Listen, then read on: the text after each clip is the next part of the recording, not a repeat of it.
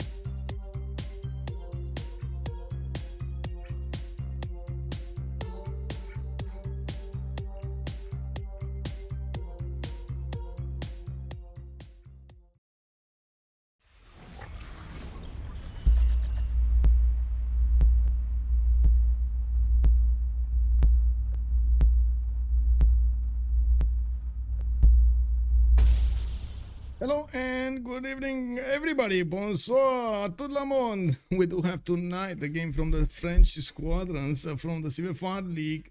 Squadrons, I should say. They are gonna play Freritos de la Vega versus Ulyss, the two teams that have been fighting for so long, for so many years. We're gonna see them again with a different lineup. Of course, we did have the Historia being recruited by Team Ulyss, and then on the other side we have seen Freritos showing up in the roster of Freritos de la Vega. Was that a one-time thing, or is it gonna keep on going? We do have the teams getting ready, and of course we're gonna use Civ6 over here for the drafting stage, where I'm waiting for them to actually click on that ready button so we can get in. And for some reason actually, oh, I see, I fumbled these. Anyway, I do want to say hello to everybody. Give me a second just to put up the chat over here on the left screen. Hello there, Jacob. Good evening, sir, and welcome. I do see Monstrat. Hello there, sir. Thank you so much for picking up the first promotion. Much appreciated, sir. Big shout out. Good evening, ma'am. How are you doing, Salty Capybara? Hope you're fine and I hope you're ready for Paris next week. I still actually cannot get it through my head that we're going there. Oh my god. Anyway, Rafifi, bonsoir, monsieur. Bienvenue. I did also notice Yuri, right? Yuri, good evening, sir, and welcome. Here we go again. We are going. And Sasu, bonsoir, monsieur. Bienvenue. Old Triangle, good evening, sir, and welcome, welcome. Now, let me actually scroll down over here and see what's going on in the game. I do want to take a look at which player is playing on which team over here. We do have Pompey Hazagias, Tikos, with Historia, Lige, Heimerdinger, that's Pligan, and one more player that needs to join the lobby. We don't see the last player over here. Hopefully we're gonna know his name pretty soon. I was taking a look. Oh, it's Ulyss, I think. It's Ulyss or Tirits. I'm actually not sure because they're all five in the same lobby line, or in the same room right now in the voice comms, so maybe they're not even them. They are sure exactly who's gonna play in this game. I do notice JR is definitely muted, so maybe, but JR is in. Okay, JR is in.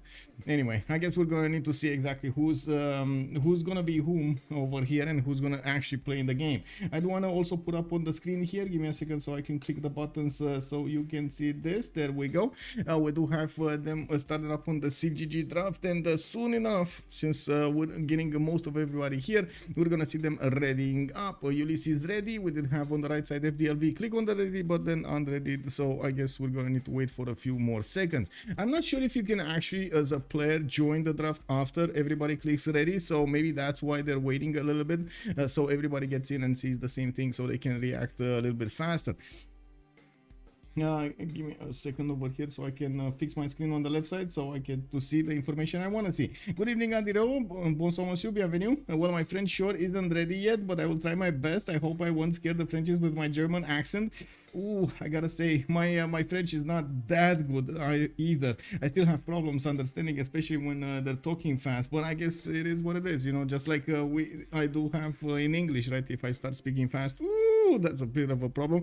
The same with my Romanian. If I do start speaking fast, wow, it is what it is. Anyway, looking at the maps pool choices, you do see they will have 7 maps to take out, or of course 6 to take out, with 1 remaining that will be played. They will have remap tokens at 10. Each of them will have 1 remap token to use, and we're gonna need to see if we're actually gonna get that answer here faster or later. 0, 1, or 2 remaps. We do have Tirits also joining the lobby, so it looks like it will be Tirits that's gonna join, not Ulyss, and we do need to swap around with Pompey so we get onto the spectator slot. I do want to quickly take a look at 0ms because I'm pretty sure I didn't check it from the beginning. So yeah, we do have one with 0ms. I'm quickly gonna rejoin so I do fix the issue well before we get into the deeper draft over there. Okay, so what did they take out? Continents and islands, naval map. Lakes, okay. Primordial, I guess lakes is not really a naval map, is it? It's but it is kind of dangerous map to play. Primordial, it is also going to be one of those dangerous maps to play. We will have them fighting off those volcanoes alongside those enemy units, and I'm pretty sure they're not going to enjoy that. It looks like they also took out Rich Highlands, which allows only 7Cs, Pangea, Classic Ridges, and the Standard Ridges Pangea to be picked from. And I do have to point out, a bit of a surprise for me to see only Rich Highlands making it on the top 7 maps to be played, and not the normal Highlands that we're used to. That actually gives me a bit of a heads up that we should update in the next season of the CWC the maps that will be played, because I do see quite a bit of a difference between, of course, the CPL Premier League, CivCIS, and the map pool choices for CivFR Squadrons. So we're probably going to need to get a poll at some point between all of the players that were going to participate in the CWC, so we can see exactly what their opinion stands and what kind of maps they will want in. Okay, so the same with Civs. I would still prefer to not have any kind of auto bans in the game over there. Now we do have Pangea Classic Ridges being taken out. Pangea Standard is going to be the choice for today. They will have a good amount of territory to expand into, and at the same time protect themselves with the mountain chains. We're going to need to see how exactly the land looks like, and make an idea of what kind of options they will have during the game.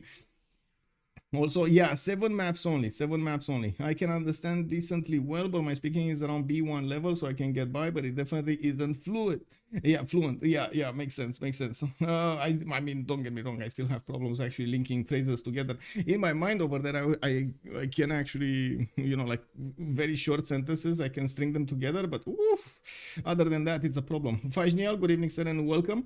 I do want to say, I did make a movie on, like quickly said, so we get that out of the way. I did make a movie because we found a bug in Escape from Tarkov, and it is up on YouTube if you want to check it out. I know, of course, the majority of you are here to see some Civ6 content, but yeah, it is what it is. The bug is kind of weird. If you do something in the game, check this out, guys. If you do something in the game, you basically lock your profile from being viewed by others, and immediately when others will see this, they will tend to report you, because yeah, they don't see your profile and they think you're a cheater.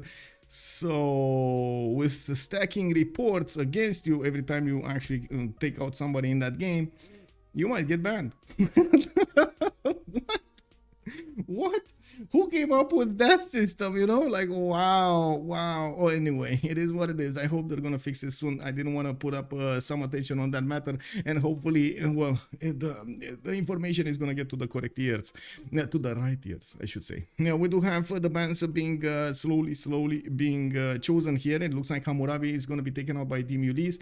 Hungary and Aztec is also gonna be taken out by Team Ulyss. While on the right side we do have Gandhi persona with Byzantium Theodora persona being chosen by FTLV for the ban phase. They also will take out Khmer, and especially in the last 2 weeks we've actually seen a resurgence in Khmer being banned or picked over here. Definitely when it got in the games with that work ethic, ooh, that is just so good. Have you seen what Xifi did? Amazing, very nice. Of course, he wasn't really punched by anybody in the face over there, because they didn't only have friendly neighbors, so he was just allowed to expand, explore, exterminate. Oh yes. Let's see also Julius Caesar being taken out by Team Ulyss, while on the right side FDLV is going to pick up something. They only have 3 bans in total to go for both teams, and I do see FDLV is going to take out Scythia. After these 5 bans on each side that will be picked, they will have a round of actual leader picks in the game with 2 on each side, and Ulyss will actually get the first pick. That will be quite interesting. We're going to need to see how they're going to set the tone for the game, especially on this Pangea Standard Ridges, where they do have a decent amount of options, and varied amount of options. Well, I say varied, but maybe they're not going to be incentivized that much to pick a naval first off, you know. Like I wouldn't imagine Age of Steam Victoria or Age of Empire Victoria is going to be picked first. We will probably gonna see one of the Persias, maybe it's gonna be Scotland, maybe it's gonna be, you know, like one of those civilizations they do want immediately to pick, so they don't give a chance to their opponents to pick it. And that brings me up to another subject. Where is Scotland? It's not appearing in the bands, it's not appearing in the picks, and we have seen it yesterday that it did quite well. Now, which map has been chosen? Pangea Standard Ridges. Let me actually put that up on the screen here. Boom, boom, boom, boom, boom, boom, boom, boom. What is it? What is it? What is it? This is the button that I need to click, and the Pangea Standard Ridges, of course, short SR.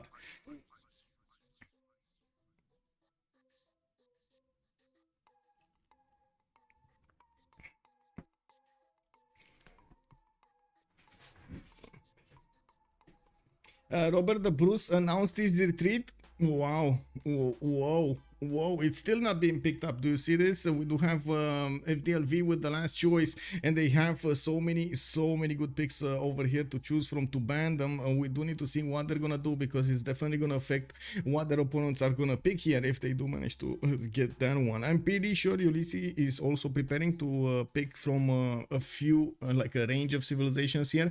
They are quite adaptable players with a lot of experience in the game in multiple, of course, victory conditions. And Macedon.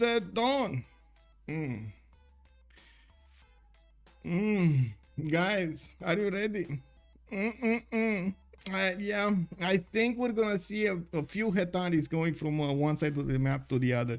Yeah, TV Ulyss is setting up this tone for the game. This is gonna be a war game, and I'm a bit surprised they actually went for Pangea Standard Ridges instead of Classic Ridges over here, to give them a few more options to pass that army through. I guess we'll see. We will see. Too old for the competition. That's what Robert the Bruce said. It is what it is. You smell the free sim, Alexander? Yeah, he might actually get a free sim, or maybe wanted a vacation on one of his golf courses. Yeah, maybe that. It all started with that smile. Macedonian smile. Yeah, exactly. I mean, look at this guy. He's taking over your city and smiling at the same time, you know, like, it is what it is. Rome FDLV is gonna be a choice here. Okay, Rome is going to be picked up by FDLV. They do have another choice immediately to pick from, and we do see, of course, they will have quite an array of their own choices. I would imagine they are thinking of quite a few civilizations, including like Genghis Khan and Bioryx. We will need to see if they're going to pick up something like Basil II. We have seen players ignore a little bit, actually, more and more a Poundmaker, even though it's still pretty good. Shaka over here, I haven't seen him in this version of the game being picked up in a competitive game. Of course, BBG, I'm talking about after the new update of BBG. I would imagine he's a very strong civilization when it comes to the early game over here, and might actually put up the best fight that you could put up against Macedon. We do have Nader Shah being picked up by FDLV, since Persia has been taken out by them in the pick phase, in the ban phase. We do see them picking up that other persona, and Nader Shah is the one that gives you the science on the trade routes towards your series, and of course the gold alongside that, while Cyrus was giving you the culture and the gold. We do need to see how the simming will be like, and if he's gonna get the option to actually use those immortals against his opponents and smash those cities down. Now we do have Cleopatra Ptolemy being picked up also by Team Ulyss with I guess we're gonna need to see. There was, and quite a few times we've had the discussion about which is better, Ptolemaic or Egyptian Cleopatra. I guess the players at some point just decided, okay, we want to go for the high roll. Cleopatra is pretty good. If you do high roll, it's much better on Cleopatra Ptolemaic than it is on Egyptian, right? So they will take that higher chance of it, something beautiful happening. We do have this Pangea Standard Ridges, so I'd imagine he's gonna have those floodplains, and he's gonna have a few resources on them. It all depending on the spawn over here to see what kind of tempo Cleopatra is gonna have. We do need to see also the next 4 bands, while FDLV is gonna have the band right now. It looks like they are thinking about it. They do have 10 more seconds to go, and I just realized I wasn't actually hearing what was going on. There we go. Now I can hear what's going on. Okay, so what did they take out? Inca. Ooh. Okay, and Ambiorix is going to be taken out by the other side. Okay, by Team Ulyss. 2 more bans remaining. FDLV is going to have the last ban of the game here. Egyptian is really good trading partner. It is. Nutria also, good evening, sir. Trajan is finally available. Yeah, they banned him so many times, man. I'm amazed it actually got in. Just like I was amazed Scotland got in yesterday. It is what it is, you know, yesterday, you know, the last stream. I also want to make a mention. I will, since I'm also already gathering the quote-unquote archive of live streams and so on and so forth on YouTube. I'd also take out the beginning and how to say, add quite a few more options over there, details in the game. I did turn off the vote saving on Twitch. You can see everything you need to see on YouTube if you do want to rewatch one of these games. Now we talked about Scotland, but Felipe, yes, Philip the second over here is not getting more attention. I am actually a bit surprised about this. I'm very surprised about this. Anyway, we'll see how this goes. Catherine de Medici, the Black Queen, is gonna be taken out, and yes, we do have one more ban to go, and Team Ulyss is gonna have the honor of banning it the last year. I need to see how this entails here. Alex Smile, the one and only Civ meme. Yeah.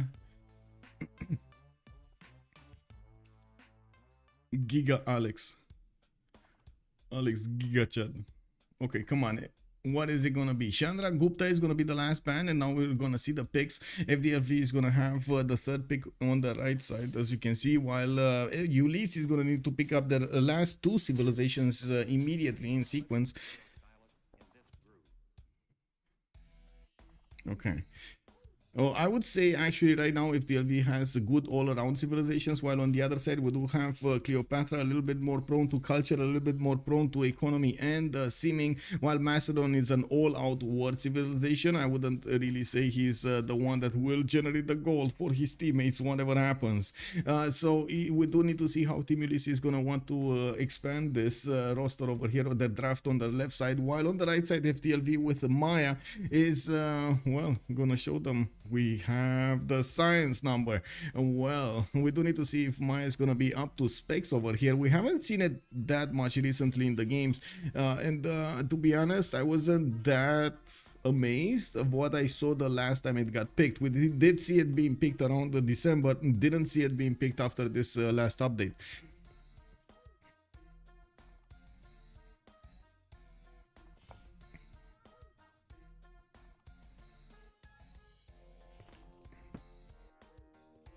Just give me. Oh, I see. Oh, okay. Wow, Team Ulyss is taking their time, actually running down the clock to 1 second. They still didn't pick, and they still didn't. Okay, there we go. They picked something. They picked Australia and Shaka. Okay, this Australia is a little bit out of the box on Pangea standard ridges. I would have imagined the Philip II would have been a much better choice over here, but hey, if you like Australia, why not? It definitely has a lot of potential when it comes to those campuses from the breathtaking appeal. And Shaka here, I am so happy we actually see him in the game, because I do believe he is one of the I would say really above average civilizations here. I would say top tier when it comes to this version of BBG. We do need to see how many times and how the players are going to try to adapt with that new dedication that you can pick up in the first and the second era. Well, I should say in the second and in the third era, because, you know, ancient, classical, medieval, so on. But anyway, we do need to see those Ikandas actually help him shine, and if he does manage to take out an opponent with the Impis. Since the introduction of Statue of Zeus, is that the one that gives you the free units, I believe, right? The anti-cav units and the archers and the battering ram. Oh my god, so many times we've actually seen Shaka take out opponents. So it has kind of dropped off from a cliff in the preferences in the last month and a half, maybe like 2 months, but I still believe in the power of the Shaka. And we do have also on the right side FDLV going for Russia. Again, a little bit out of the box here. Russia is well known for the simming abilities, and usually it is being chosen to play on very big maps, like I would say lakes, I would say highlands, I would say inland seas, and so on and so forth. While on this type of a map, we haven't seen it in quite some time. We do need to see if it is gonna be up there. I would imagine so. I would imagine, especially with every player over here, very, very experienced with thousands and thousands of hours of experience in this game. I'm pretty sure they're gonna make any civilization leader sing. So let me switch slots over here with Pompey. We do have them starting to pick up the civilizations, and we do see that Hazagi picked up Shaka first. He's on the top slot and he already picked up Shaka, man. Not only he's gonna have priority to those generals, but I'm pretty sure he is gonna take as many as possible. We do need to see what Pompey Asticos is gonna pick, and I'm also certain they still are switching their slots around. So what do we have here? JR actually needs to switch, Liege needs to switch. It's a little bit confusing at one. Oh wait, no, Team Ulyss is Team 1. So we got Asticos, Liege. I'm pretty sure we're gonna have the Historia here, and JR will probably need to switch with somebody. I'm certain JR is on Freritos, isn't he? I'm pretty sure JR, there we go. He actually swapped with Hazagi. Got it. He swapped with Hazagi. They did quite a few switcheroos here. So we're gonna have Pompey with JR, Spriggan, and then Tirit showing up for Freritos de la Vega, while on the other side we got Historia, Liege, Hazagi, and Asticos showing up today for Ulyss. Let me switch the screens over here so I can put up the prediction, start the prediction for how many remaps, and we do have 0, 1, 2 as possible answers, 10 minutes to go, and now it is on. Russia has strong culture, but it is often a gold liability for the team. Halosar is making a pretty good point. Also, a good day, Heinig Dave. Hello there, sir, and welcome. Now that is one spicy draft from Team Ulyss. War, culture, science, and more war. Yes. I'm pretty sure they are gonna go to war. They are gonna go to war here. We're gonna see some moves. We're gonna see them. We're gonna watch them like hawks, and we're gonna catch them. Okay, so I do need to turn this off. Let me see over here. This one needs to move here, and this one, bam. I have no idea why at some point OBS just defaults on the main screen instead of staying on the left side. Just sounds like those weird bugs over there. It is what it is. Anyway, I do hope they're actually gonna switch to Pangea standard Regis. There we go. Spawn guaranteed on strategic resources. We do have a new world age, Regis definition standard. Okay, there we go. It's fine. Now, Asticos is going to be the one picking up Cleopatra Ptolemy. We do have Pompey on the second slot with Nader Shah. We do have JR on Peter. Liege is going to be the one with John Curtin. Interesting choice by Liege here. Sprig is going to go for Trajan. We do have Hazagi on Shaka. The Historia is the one with Alexander. And Tirit is with Lady Six Guy. I think one of the kind of weird games that we're gonna see is Shaka going against Alexander. If they're actually gonna be next to each other and they need to throw those units against each other, I'm actually quite curious what the Hetaris will do, and at the same time how the Impis will perform. Of course, you can use the Hipastis if you really want to counter that anti-cav unit, the Impi. I don't believe it is that strong. I don't believe it will actually hold them at bay. This early cradle of civilization. Okay, so let me also put up on YouTube over here. Give me a second, Jacob. Mastodon is also yes, Mastodon is always a welcome site. Indeed, it is. Okay, so we do have the game. Oh no, did I fire access crash? No. My God. Oh my God. Oh. Hopefully, yeah, I did not fire access crash. Okay, how many remaps? And we do have 0, 1, and 2 possible answers. Start the poll. Let's go. Good evening, Spirit 2. Good evening, sir, and welcome. Colorado also, good evening, sir, and welcome. Draft Sim School. I hope we'll see a good game. Yeah, puppy map shape.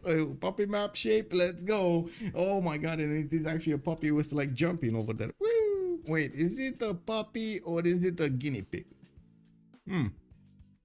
I don't know.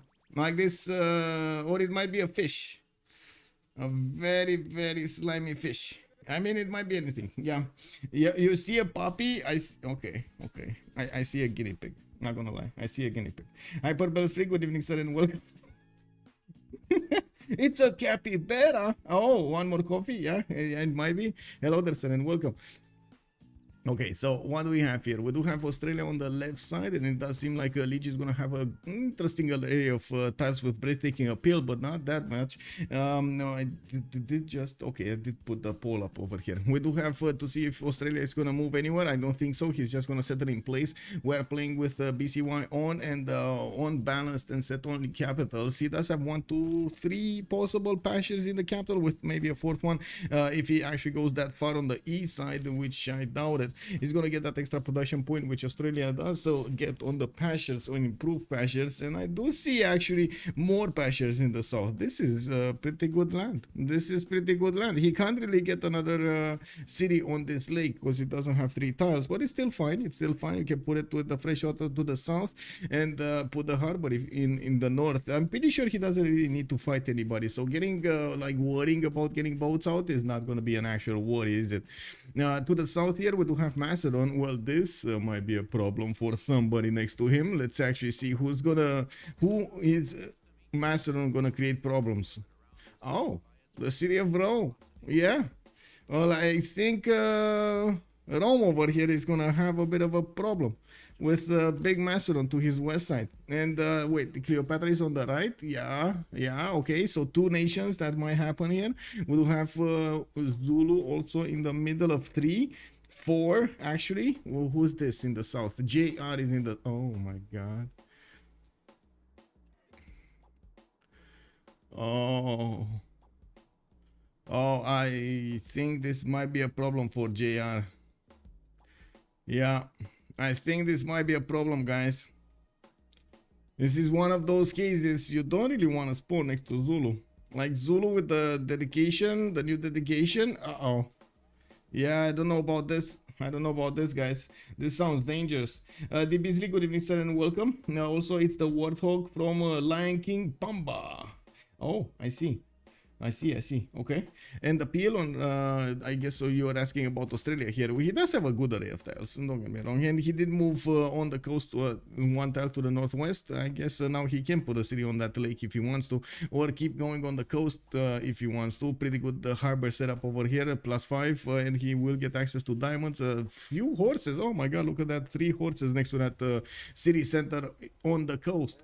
Now, we do need to take a look at also Macedon a little bit more in detail. He will have EK to the east side and some bananas to get the extra food from. Unfortunately, not a lot of production from those tiles, and it's not like he has a 1-3 hanging around anywhere. We do have him also with a decent amount of territory to expand into. I would imagine he's not going to be that afraid of the north here, and he's just going to get some cities there. We do have him also with a priority. He's gonna need to do something about Rome. The land between them is actually not that bad to pass an army through. You just need to get the city next to Ekil and then pounce on your opponent. Look at that. Put it over here. Vroom, vroom, vroom. All of those horses charging their engines to hit the cities of Rome. Sprig is gonna have quite a challenge during the game. We do have Rome here already benefiting from some gold from the diamonds with okay-ish settle in some aspects. Well, he's gonna struggle for some food in some cities, but he's gonna be fine if he does micromanage his tiles. Other than that, I do see pretty good mountains that are gonna be spanned on the northeast side, and I do notice this doesn't really look like a standard Pangea, is it? This wait, this is classic Pangea, right? Did they switch? Give me a second. I think it is classic Pangea, right? No, it's standard Pangea. It's SR. What? Why did it? Wait a second. Is this standard? It is standard. So where are the continent splits? This? Only a few mountains, man. What are these continent splits? I guess it does make sense over here with the continent splits next to Ulundi. But anyway, very few mountains, to be honest. Now, we do need to take a look at Ptolemaic. Okay, he does have 1 rice tile to benefit from, and did he settle on something? He did settle on a rice tile there. He's working a 2-3-1 white tile, so he gets the extra production. Quite a few stone tiles for the chops here, and I do notice he's gonna have another pretty good city to the southeast with a more flatbed terrain, and at the same time, olives, maize tiles over here to improve next to that river on the floodplains. Well, I guess this actually, no, sorry, the olive tile is not on a floodplain. That's not on a floodplain. Only the maize tiles are there. Now we do also have him with a pretty good distance between him and his opponent to the west side. There will be a few mountains that he needs to pass through to get to Sprig, and I would imagine actually Asticos is going to want to slow it down and try to get as many cities possible here, while he's going to let Macedon just irrel into Rome, or try to irrel Rome, because Macedon actually keeps being irrel even if it's at war for 100 years. Now we do have also settlers starting to come out of the cities of the players, and we're gonna see the second city soon started to be put down on the map. Lundi, I do notice him having a +4 campus in the north. That's gonna be pretty good. He does have geothermal fissures next to the mountains, and he is starting to discover the south. There isn't another scout that's going directly north here from St. Petersburg, and I do notice Russia is basically, you know, incentivized to keep widening his search. Instead of going north, he's going west and east. Now we do have him with quite a bit of food from the sheep tile, and I do notice he's getting the faith per turn immediately from underneath his settle. Now he does have again a very good campus and a pretty good spot for his lavras if he wants. Of course, what am I talking about? He's gonna want lavras anyway, right? What I mean, if he wants to, he's gonna have them. He's gonna want them. Yeah, that's basically a must in this location here. We do need to see also if they're gonna figure each other out, right? Hazak is getting in there, and he does need to get to this tile so he can see. It looks like we do have enough time for him to get into that position, but I'm actually very curious if Hazak is gonna want to reveal himself to Russia, or is he just gonna stay in the fog of war so he doesn't give Russia the idea that he's gonna have Zulu to fight with in the north, and at the same time not really make them remap this, you know? Like this is a pretty good reason to remap the game if one of your civilizations is gonna be next to a very annoying other civilization that has a very likelihood of succeeding of taking out your opponent, your empire. I'm not sure if horses goes vroom vroom. I suppose horsepower is a thing in engines. Yes, and funny stuff, actually horsepower has nothing to do with the actual horsepower. It's very funny, but it has nothing to do. We did see, like, there was a test on YouTube that actually tried to debunk this, and they found out it has literally nothing to do. It was a supposition of how much horse can actually carry versus something else on average, and it just stuck. You know, like it just stuck for everybody. Everybody used that same thing.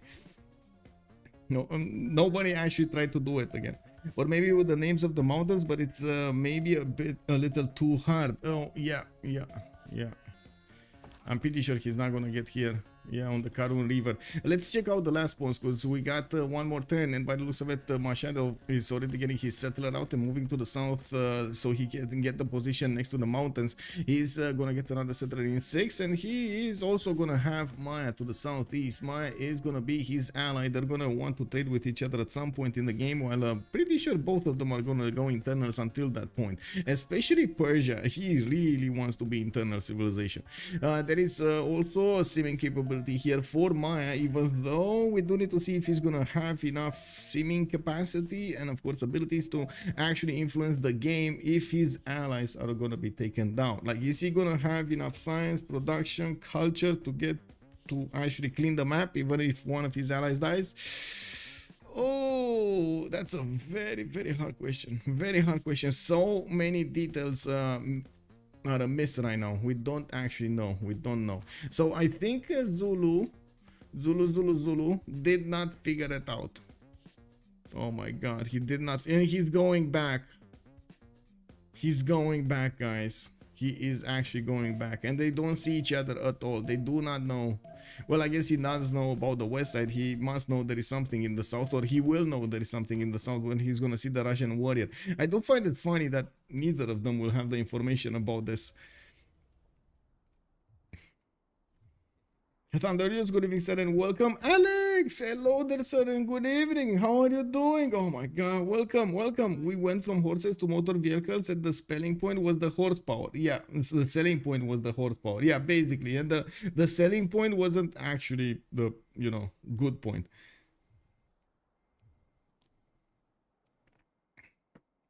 Russia saw the Karun River. That is a Persian river. Okay, well, that's not his next door ally, is it? Karun Persia is very far away. Like, Persia is here to the northeast. Wait, that Karun River actually... Oh my god, look at this, guys. This Karun River is spamming from the northeast towards the south, barely actually getting to Russia. Wow, this is a long river. This is a very long river. Anyway, we do have a team of Freritos de la Vega actually choosing to remap this. They put the votes in first and they will remap this a bit. Interesting. We're gonna need to see if the next map is gonna favor them or not. But I do think they made the correct call over here with Sprig that's gonna end up fighting Vistoria for the remainder of the game. Peter would have fought Zulu for the remainder of the game. But to be honest, it's not like they do have civilizations that will actually trade punches and come out spectacularly out of these fights, right? Especially against Macedon and Zulu. They did pick up Roman, they did pick up Nedersha. Both of those civilizations might actually be good on the front line. But you see, Sprig did hesitate this. Did really hesitate this. I mean, it can't be any worse than this. I'm pretty sure it can be worse. Abadusiyakaka, hello there, sir, and welcome. To man taking his first upright steps. It's always, yeah, it always can be worse. I'm pretty sure it always can be worse. Like, whatever things we're gonna put into BBS to make things good, there's still gonna be that one map that is gonna be very, very bad for everybody. Let's actually take a look here. Ooh, Macedon enclosed between the mountains. He's gonna need to find a way out of this cage, and we do need to see how much science he's gonna make from these campuses. He doesn't have an opponent. Wait, no, we got Egypt here. Is that an opponent? No, that is a very big ally here. It's Distoria Nasticos. He has Legion. Oh, really? Free seeming Macedon? Are you kidding me? This is not what we signed up for. Oh. Michael, I have wanted to ask you this for a while now. What was your Civ handle before OnSpot? Like, was it cool or lame? I mean, I played with my name, like with Michael, for a long time. I actually had a bit of a, how to say, withdraw when it came to that, because everybody was knowing me as Michael, and when I was playing, and I was playing on OnSpotTV, like, you know, very few actually made the connection that it was me playing, but it was, I mean, it is what it is. Senior Testa, he can free sim and then attack with planes. Yeah. Yeah, wish Australia and Macedon could switch. Yeah, exactly, right? We want Macedon on the front line over here against Russia. Ooh, wait a second, do I see the Russian city exposed to the elements? I would say Australia over here is gonna have a pretty good chance of taking out that Russian capital if this game goes on this map. It looks like also Mashhad is going to be there. That will maybe try to create some discomfort here for Australia, since it does have a pretty good settle on the west side and actually a good amount of a good distance between him and Australia. Now we also have Rome here. Sprig is going to be to the south of Maya. Maya going to be alone between allies. Yeah, he is between allies. It's going to be Zulu. Wow. Wow.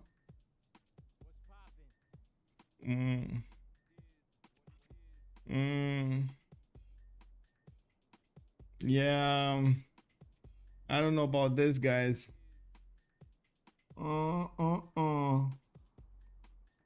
Yeah, I mean, this is one way out. This is a one-way out situation, right? Hazagi has no other choice than war. There's no other choice here. He's gonna need to take out an opponent. It's either Webcam Null or Rome, or both, you know. Ideally, you want both. And we're gonna need to see how he's gonna try to achieve that. He has quite a few cities to settle on the west side, and I'm pretty sure he's gonna want to get at least to these rivers, while on the east side he only has one single city next to the Halong Bay, which, yeah, you know, it is a wonder settle. You get some extra era school, you get access to pearls, you get your how to say, your woman happy over there. It's gonna be fine, you know, like great sightseeing next to Halong Bay, I'm pretty sure. We do have scouts coming out from Ulundi, and we do notice his warrior has one direction to go for. I would imagine he's not gonna get the second scout out. Doesn't really make sense to get 3 scouts and 2 scouts in this position. I do also want to put up the team labels, so we do know who is FDLV and who is Team Ulyss. Of course, FDLV does mean Freritos de la Vega, and on the left side we will have the big FDLV. While on the right side we're gonna have Team Ulyss. Just give me a second so I can actually set up the correct text, and there we go. Bam, ba bam, bam, boom, bam. Let's take a look at Rome. He's gonna have a decent amount of fresh water, pretty good. The second continent here to the north, all of this is gonna be his. He does also have the Pantanal to the southwest to expand into, and so many rivers for the baths. I would imagine he's gonna be quite fun. He's gonna have quite a bit of fun. But where production? I don't see that many 2-2 tiles. I see some 1-3s. He's gonna get to couple them with citrus tiles. Maybe actually settle on the marble there for a 2-1. But I don't know, man. I don't know. There aren't that many chops here. I gotta say, this is kind of especially if you compare it to this territory here. Like, look at the amount of chops. Beautiful. You get the production. You get the food if you want to. You get some gold if you want to. It's perfect. You know, like get everything going. Let's take a look if they will get to find each other, since I do notice Distoria is trying to get that warrior towards the northeast. He is gonna get closer to Liege, which is of course his ally. Maybe they do want to discover each other's territory here, breach the fog of war between them. While we do have Asticos only benefiting from one single resource, this is what I would say it's a low roll here for Rakedet. Only one single resource on his floodplain. Well, he's gonna have his 2-2 base underneath anyway. Oh no, 2 resources. He actually has a wheat tile underneath anyway. Oh, I see. So he has an extra resource there. There are 2 more to the northwest, and I do see another 2 to the east side here, and a few more base tiles. While he's gonna have another river to the south. I don't see that much floodplain there. I'm actually quite curious if he's gonna want to get some Etemenanki glorious glory here. Maybe here, maybe he's gonna get it here. I don't know. Anyway, we'll see. I would imagine this is also gonna be a pretty good city. I would imagine he's gonna want to get a city in the mountains a little bit later, and to the west side where he does have some geothermal fissures. Again, a lot of science can be created. He does need to be careful, of course. On the first settles, you do want to get the best settles, you know, 1, 2, 3. When you're talking about your B1, B2, B3, you do want to get them as high as possible, and then think about your other choices. Now let's take a look what's going on here. Did they breach the fog of war? Not yet. Actually, they don't care. Wait a second. Poppy do cares about exploring his west side. He's getting his scout out, and we do see him exploring the south. He's gonna find out about this inland sea, which is gonna give him the opportunity to trade with Rome. This is gonna be a pretty good economic setup over here on the coast. Of course, it's gonna take time to establish, but I'm pretty sure Persia will go internals for quite some time, at least until he's gonna discover his Wisselbanken. We do have webcam now also with a few of these plantations. I do see olives, and I do see some incense tile. This is gonna be a very good observatory. He's gonna get that going. Wait, there was a change on the observatory, right? Or wasn't there? Observatory. So Maya did get an extra housing, if I do remember correctly, and I do want to double check if there was anything changed here. So he's getting the +1 science bonus for it. No, I didn't see any change here. Okay, so I was probably just remembering the +1 housing that he gets. Okay. Now plantation gives only +1. Oh, this is what it's changed. Okay, so this is what is changed. Not +2. So that's gonna be a +2 over here between the 2 plantations, not a +4 as it was before. That actually makes quite a bit of a difference. Not that high roller here, I gotta say. Well, we're going in to see if he's gonna actually figure out the 3 plantations next to each other, since I do not see them immediately. I would imagine maybe there is a spot there for a high roll. We'll see. Zulu is getting his settler out, and he did actually get a second scout out. Oh my god, he has a sliver of hope over here remaining that he will actually have a longer peninsula. No, it's not. You're gonna end up on the tip of it, Azagi, in just a few moments here. What do you think? Do we have Ulyss incentivized of remapping this? So Distoria, Hazagi, Leech, Asticos, are they gonna want to remap this? Asticos is gonna have a target here, but sorry, Distoria is gonna have a target in the form of Asticos. No, allies, no, nothing. This is all free sim. Oh my god. But then we will have a Leech that doesn't know actually that he can take out Russia. Yeah, he's not gonna know. He's not gonna know, guys. He's not gonna know. Yeah, let's see the different visions. So they know Zulu is out there. It's really out there. But to be honest, no, I think Zulu was a much better simmer actually than Macedon is. Yeah, I'm pretty sure Zulu is a much better simmer than Macedon is. Anyway, we'll see. Mihai, your background looks very dark and ominous tonight. I'm somewhat on edge thinking about Athena pouncing at any time. No, she's not here. She's not here actually. We left her on the, like my room and on the main stairs of the house. So she just goes up and down, up and down, up and down. But yeah, I did notice something. I don't know. I had an error yesterday with my camera, and I needed to reset my computer afterwards because it's like locked. And when I restarted it, like the camera looked a little bit better. Let me actually put it a little bit higher because it does feel like okay, there we go. It needed to be a little bit higher.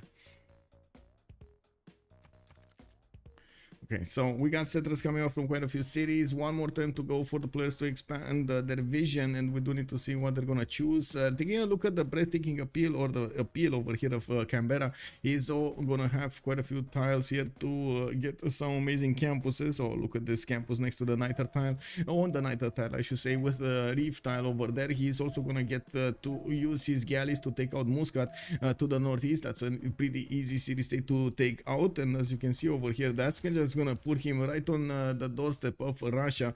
We do need to see if Russia and maybe Persia will lock forces and will go against their opponents here. We got Leech showing up with a scout right next to Pompey, and I believe Pompey actually did see the scout. Yeah, he did see the scout probably, or did he? Because that settler should have had vision over the scout, especially when he was in the city. By the way, we got something like 8 centimeters of snow today. Wait, what? We got snow in Paris? Oh my, Rafifi, you're in Paris? Oh my god, I need to actually pack boots and stuff? Okay. I mean, I was pretty sure that it was cold. It's cold here. I would imagine that it's just as cold or a little bit colder. Yeah, I guess we're gonna need to see how that goes. I did try to get out like a few days ago in the city, and it just isn't the same. When you have so little, you know, so few degrees or even negative degrees, not the same, man, not the same. Anyway, we do have a remap here, and it does look like Team Ulyss is gonna choose to use the remap token, taking us to the third map. Whatever happens next, this is gonna be the map they're gonna play out. Yeah, Rafifi, we got 125 the other day. It was crazy. Oh my god, 125 centimeters of snow. Ooh, wow. 1.5 meters of snow. You actually need to drill through the snow to make a pathway. They had to move an off-foot. Oh, I see. An MFL. Wow. Okay. That's kind of big. But I guess they had to do what they had to do, man. It is what it is. Also, Chris Mo, good evening, sir, and welcome. Welcome, done marketing. The horsepower thing goes back to J Watts. Exactly, J Watt. Yeah.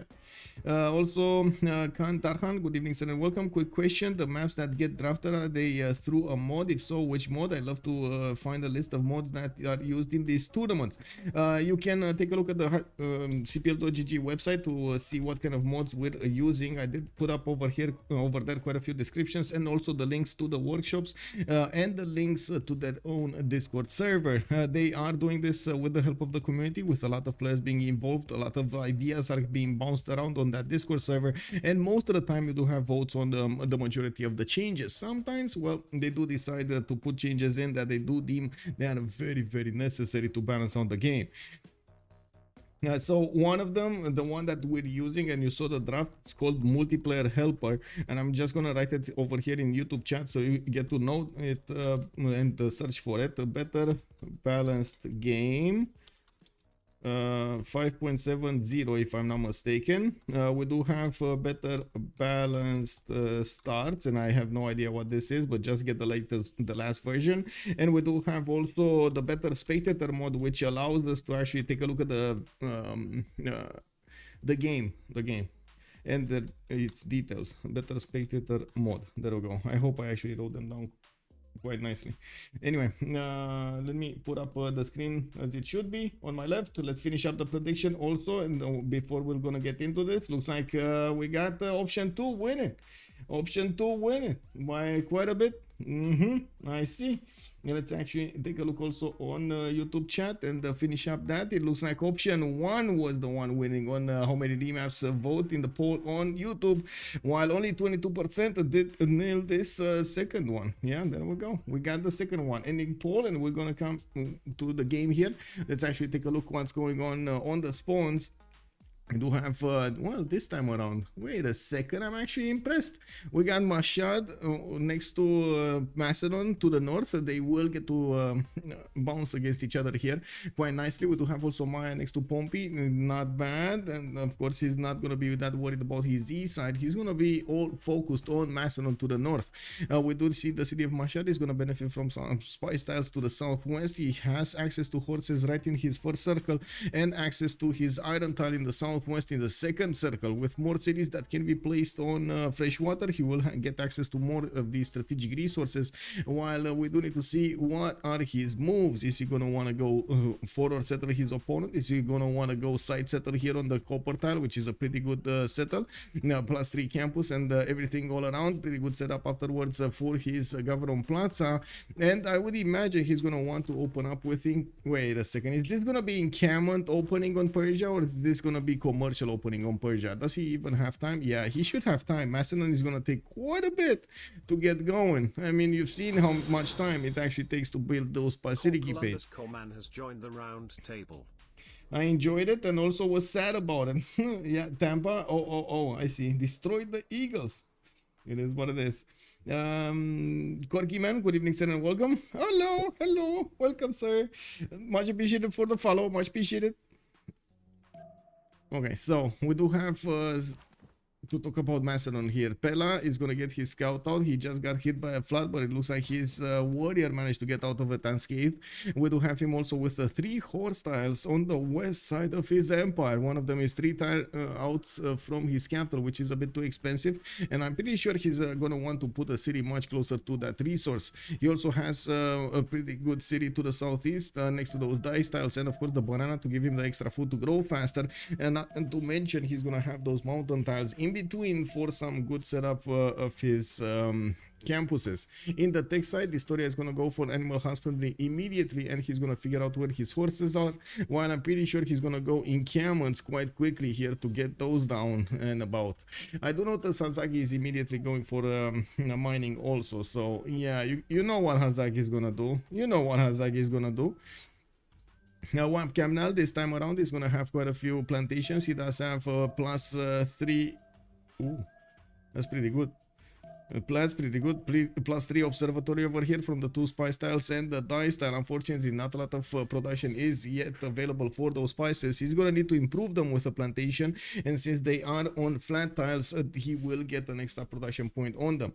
We do have him also getting his settler out. He's not gonna care about the freshwater that much, and of course not settling on rivers or lakes, or he doesn't care. He just wants to get the most cities he can around the 9 tiles of his capital. And we do have him also starting to explore the south. Looks like his iron tile is going to be quite expensive. 3 rings out from webcam now, while I do see the horse is going to be just as expensive to the southwest. I'm pretty sure he's going to need to get cities there, so he doesn't need to spend a fortune to actually get both of those strategic resources worked in his empire. I'd also notice this time around actually Russia has a very interesting spawn. He's going to have open lands here from the left side of the map to the right side. Not going to care about it that much. Maybe Macedon at some point is gonna send something to him, but just look at how many tiles Macedon needs to cover to get to the main cities of Russia. That's a bit out of you know, the realm of possibilities here. Now we do have JR also benefiting from a few deer tiles in his capital. No, only one deer tile. The other 1-3 actually makes my mind up. We do have the deer tile to the north, giving him option to start off with the Temple of Artemis. We do see him also getting his first settler out in 4, while we do have him with the options to go in the southern territory, in the grassland or the plains. Not gonna care that much about this. We do need to see what kind of pantheon is he gonna pick up here, and I know there were some calls in chat for a resurgence of Dance of the Aurora on Russia. While we do see quite a few flat tiles here, we do need to see if he is gonna make that choice, that pantheon choice. Hyperbole Freak also kind of looking like an Aurora pantheon spawn for, oh my god, we just we just said that. Sandro Games, good evening sir and welcome. The Beasley also, if they best the lines, I'll be shocked, but it can happen any given Sunday. Wow, that's a lot of trust in that team's ability. Sandro Games also, how are you doing sir? Show the winning team. Wait a second, which is the winning team? I watched the Hard Knocks last year, kind of fell in love with Coach Campbell. Okay, 2 dummies on thinking. Okay.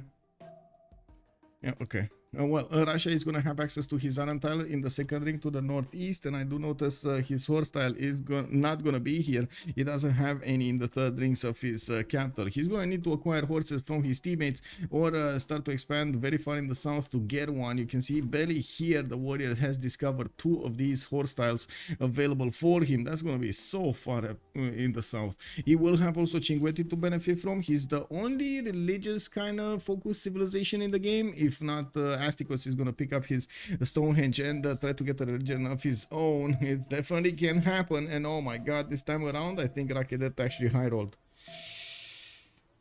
Ooh. Guys, get ready for a high roll here. Look at Cleopatra go. Oh my. And wait, what is this? Simming Hazagi? No. Yes! Yes! We got Hazagi with an option to go against Rome here. It looks like a Sprig will need to close the choke, which is so far away from him, to not allow Hazagi to get too close. We do have also Rakedet to the northeast that might actually send some troops over here to disturb Sprig's peace, and we do need to see when that's gonna happen and if that's gonna happen. Rakedet benefits already from quite a bit of culture extra from his improved resources on these floodable terrain tiles. He does have 4 pop already with working 5-1 tiles, guys, and 2-1 coffee tile. We do have him benefiting from so many builder charges. 4 builder charges at the beginning of the game. Oh my, this is beautiful. Yeah, we do need to see where is he gonna send his settler, and we do need to see if he is gonna go for a Temenanki. He's discovering pottery in 3, 4 and 3 in 1. Doesn't need to care about any of his allies. It does seem like his only opponent is gonna be to the north. No, he actually has to the south over here Rome, and to the north Russia. Doesn't or shouldn't really care that much, especially with the mountains and the hills over here and the rivers. That's gonna be very hard to actually do anything about. Michael, did you check the new Civ monthly challenge? It's Canada, baby. Except you can't really do any Canada things. Wow.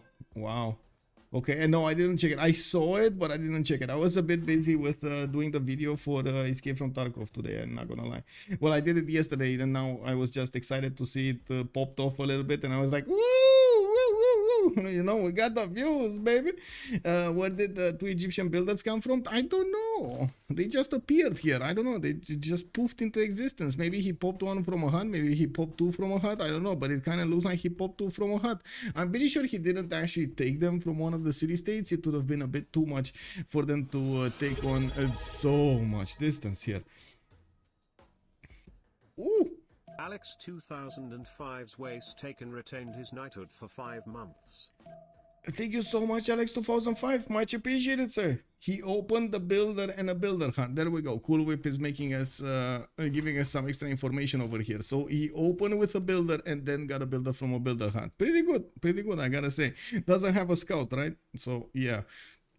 Anyway, we do have Rome coming from the south, and it looks like he's gonna go on that river, floodable river to the north.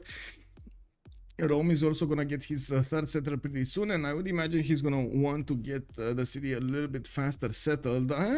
It shouldn't be that far off to go and settle towards Cahokia here, towards the northeast, even though that's a very expensive settle if you actually want to settle on the cattle tile. You need to buy out all of the tiles that city is gonna use for some time. We do have Rome also with the deer tile in the capital, giving him possibility to get that Temple of Artemis. We do have him getting his traders out, and of course trying to get as much pop as possible, and the cities out as quickly as possible. Impressive that he actually chose to chop the settler here. He is he's in a race right now. He's feeling like he's in a race right now. Sprig is gonna have access to his horses in the third ring towards the northwest, while I do notice another horse style is over here towards Cahokia on the east side. If he does settle on the slinger, he's gonna get the benefits of it. If he doesn't, he could actually settle on the coast as well, directly on the horse or next to it, so he doesn't need to bother with the 2-1 base. Now we do need to see also his iron, 3 tiles out to the southwest. No other option around his cities here. No, this is 4 rings out, so he's gonna need to put a city right next to it if he wants to benefit from that. Now we do have also some wonders being placed down. I do notice first holy site is also being chosen here by Egypt, and he's not gonna go for a Temenanki from the capital. He is gonna go for Stonehenge and will try to get a religion. Well, unfortunately for him, looks like Russia did smell a wonder being built, and he's sending that scout, so he tries to stop it, but there is already a slinger that is getting in, and JR is already, oh my god, look at the man, he's focused, he's so focused to get in, and he's gonna go on the right style. He couldn't resist, right?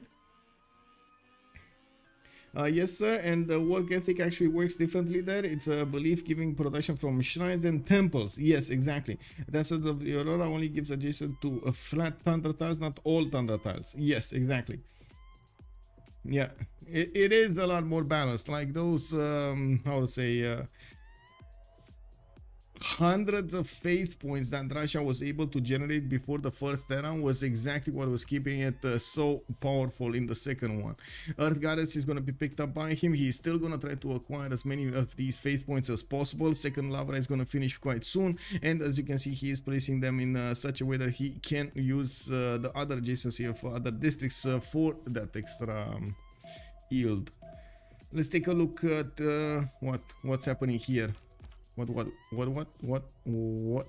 Okay, so I guess that scout is just gonna sit there for a while.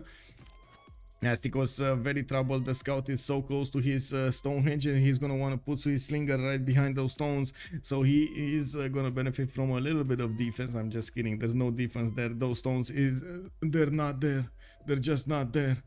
And we do have some sphinxes getting out for the extra culture, even though I don't see the production, so to be honest, I wouldn't actually recommend using these. You do want the production to shine here. Looking at Australia, we do have Sydney and Canberra already settled, and I do notice we got first campus getting out of Sydney on the west side. He's gonna have a +5 here next to the mountains, while Canberra didn't put one down. He's gonna get to that 4th population pretty soon. I'm actually a bit curious, what does he want to do here? He can put it on the iron tile, and it's gonna be a +3. And there we go, he's gonna get the +3. It is what it is. It is what it is. He's gonna have another one. No, he doesn't have another one on the aluminium tile. Anyway, we do need to see how fast he's gonna get that science chirping, and we do need to see if he's gonna get the opportunity to go against JR here, or just try to get the gold. He has another problem to the south. No, that's actually Hazagi. That's gonna be his ally. He doesn't have a problem with Hazagi. He does have just seeming problems. Yeah, just seeming problems. He just needs to get big here, just to settle all of this coast and get big. Probably ask Hazagi to get a city on the northern river, Fulundi, so he can actually trade with him later on in the game and get the gold going, you know, get it flowing. We do have also the city of Sydney put on a coffee tile. He's going to receive an extra amenity from that and some extra culture per turn, while he does have some turtle tiles to improve in the eastern coast. I do notice there are some easy to upgrade amenities here, aren't they? The truffles and these turtles are going to be easy to upgrade for him. A little bit out of the way here for the wine tile. You still want irrigation, but yeah, it is what it is. Oh, and the third amenity. The Mercury tile is going to be easy to improve. You just get a mine. Anyway, now looking at Zulu, we do have Kwadukuza and Ulundi with another city coming up in the north there. It looks like he is... Where is this one going? Why is he going north? Why is he going towards Asticos? Is he actually going to put a city right in the face of Asticos? Oh my god. No shame. No shame. Wow. Wow. Guys, I've seen friendships broken because of this. Can you imagine? I've seen actually games being scrapped because this happened in it. I'm pretty sure they actually talked about it, but if they didn't talk about it, oh my god. Imagine this happening to you, right? Wait, +5 with the holy side next to it. You got here late. Where is Macedon? Macedon is on the west side. He's here. And also, I'm not sure what I was talking about earlier. It's sad the game will last long. Oh, I'm pretty sure we're gonna see quite a bit. Jacob. Russia usually doesn't go. Yes, Russia usually doesn't go Dance of the Aurora anymore. Yes, I'm totally aware of that. I'm totally aware of that. It does. I do have to point out, if you do want to use the Lavras for adjacency towards other districts and theater squares, campuses, commercials, or whatever you want to do there, you can't really use Dance of the Aurora. Dance of the Aurora forces you to put those holy sites in the best locations possible, which is of course with a lot of flat tiles around them, and those flat tiles are not usually where you want to put campuses or you want to put some commercials and so on. So you know, it is what it is. Now, the players are trying to make the most out of the situation they have. And to be honest, at the moment, JR is making 11 faith a 10. We still have 12 turns to go in for the next 10. I'm pretty sure he's going to have a lot of faith banked up with Earth Goddess and his two Lavras getting out. I do also notice he's putting more importance on his monuments than he is putting on getting his shrines out in the Lavras. Didn't actually get the religion yet. While he is on his way, it's going to take a bit of time, especially with the 2 great prophet points a turn. It doesn't look like he's gonna get it before the next era. Like with 2 points, you're gonna need 15 turns, right? It's a bit too late. Anyway, it looks like the scout in Raket's land was taken care of, and we do have a few slingers that are gonna try to fend off any other intruder here. And I do notice Stonehenge is gonna finish next turn from Rakedet with the city of Civ6 still needs. Oh my god, that city is just not working a production tile, is it? Is that what I'm seeing there? Is the city of Civ actually not working a production tile? I think that's what I'm seeing there. Hello there, Ure. Good evening, sir. Also, Corsair, good evening, sir, and welcome. Is this a 4v4? Yes, it is, sir. Also, Preston Troll, good evening. Toxel, good evening, sir, and welcome. I've been binging these streams this week. Woo! Glad you enjoyed them, and of course, welcome to the live stream. Any questions you have, just throw them there in the chat, and I'm gonna try to get to them as quickly as I can. Dance of the Aurora work ethic is one of my favorite single player stats on Russia. Senior Testa makes a good point. In base game, Dance of the Aurora with work ethic is definitely busted. I'm gonna call it out, and I'm pretty sure others did call it out quite a few times. It's busted. I mean, getting so much production on a nation that already has so much tempo because of his high face generation it's too much, man. Yeah, exactly. Broken.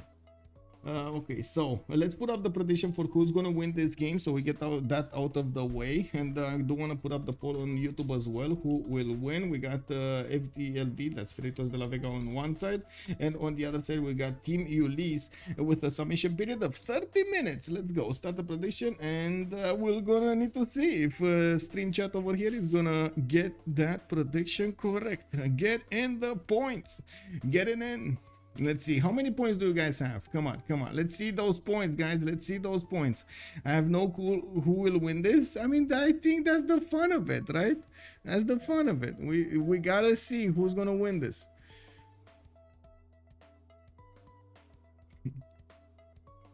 Okay, so on YouTube here, right? I don't need to put it up on YouTube. Put up a poll, start a poll. Who will win? And the question between Freritos de la Vega and Team Ulyss. There we go. Soup noodle, Freritos, Freritos. Yes, hello there, sir, and good evening. Welcome. Okay, so I do see more Pantheons are being picked up, and I do notice Australia did go for Divine Spark. He's going to get his campuses going, and he's going to get some extra scientist points here.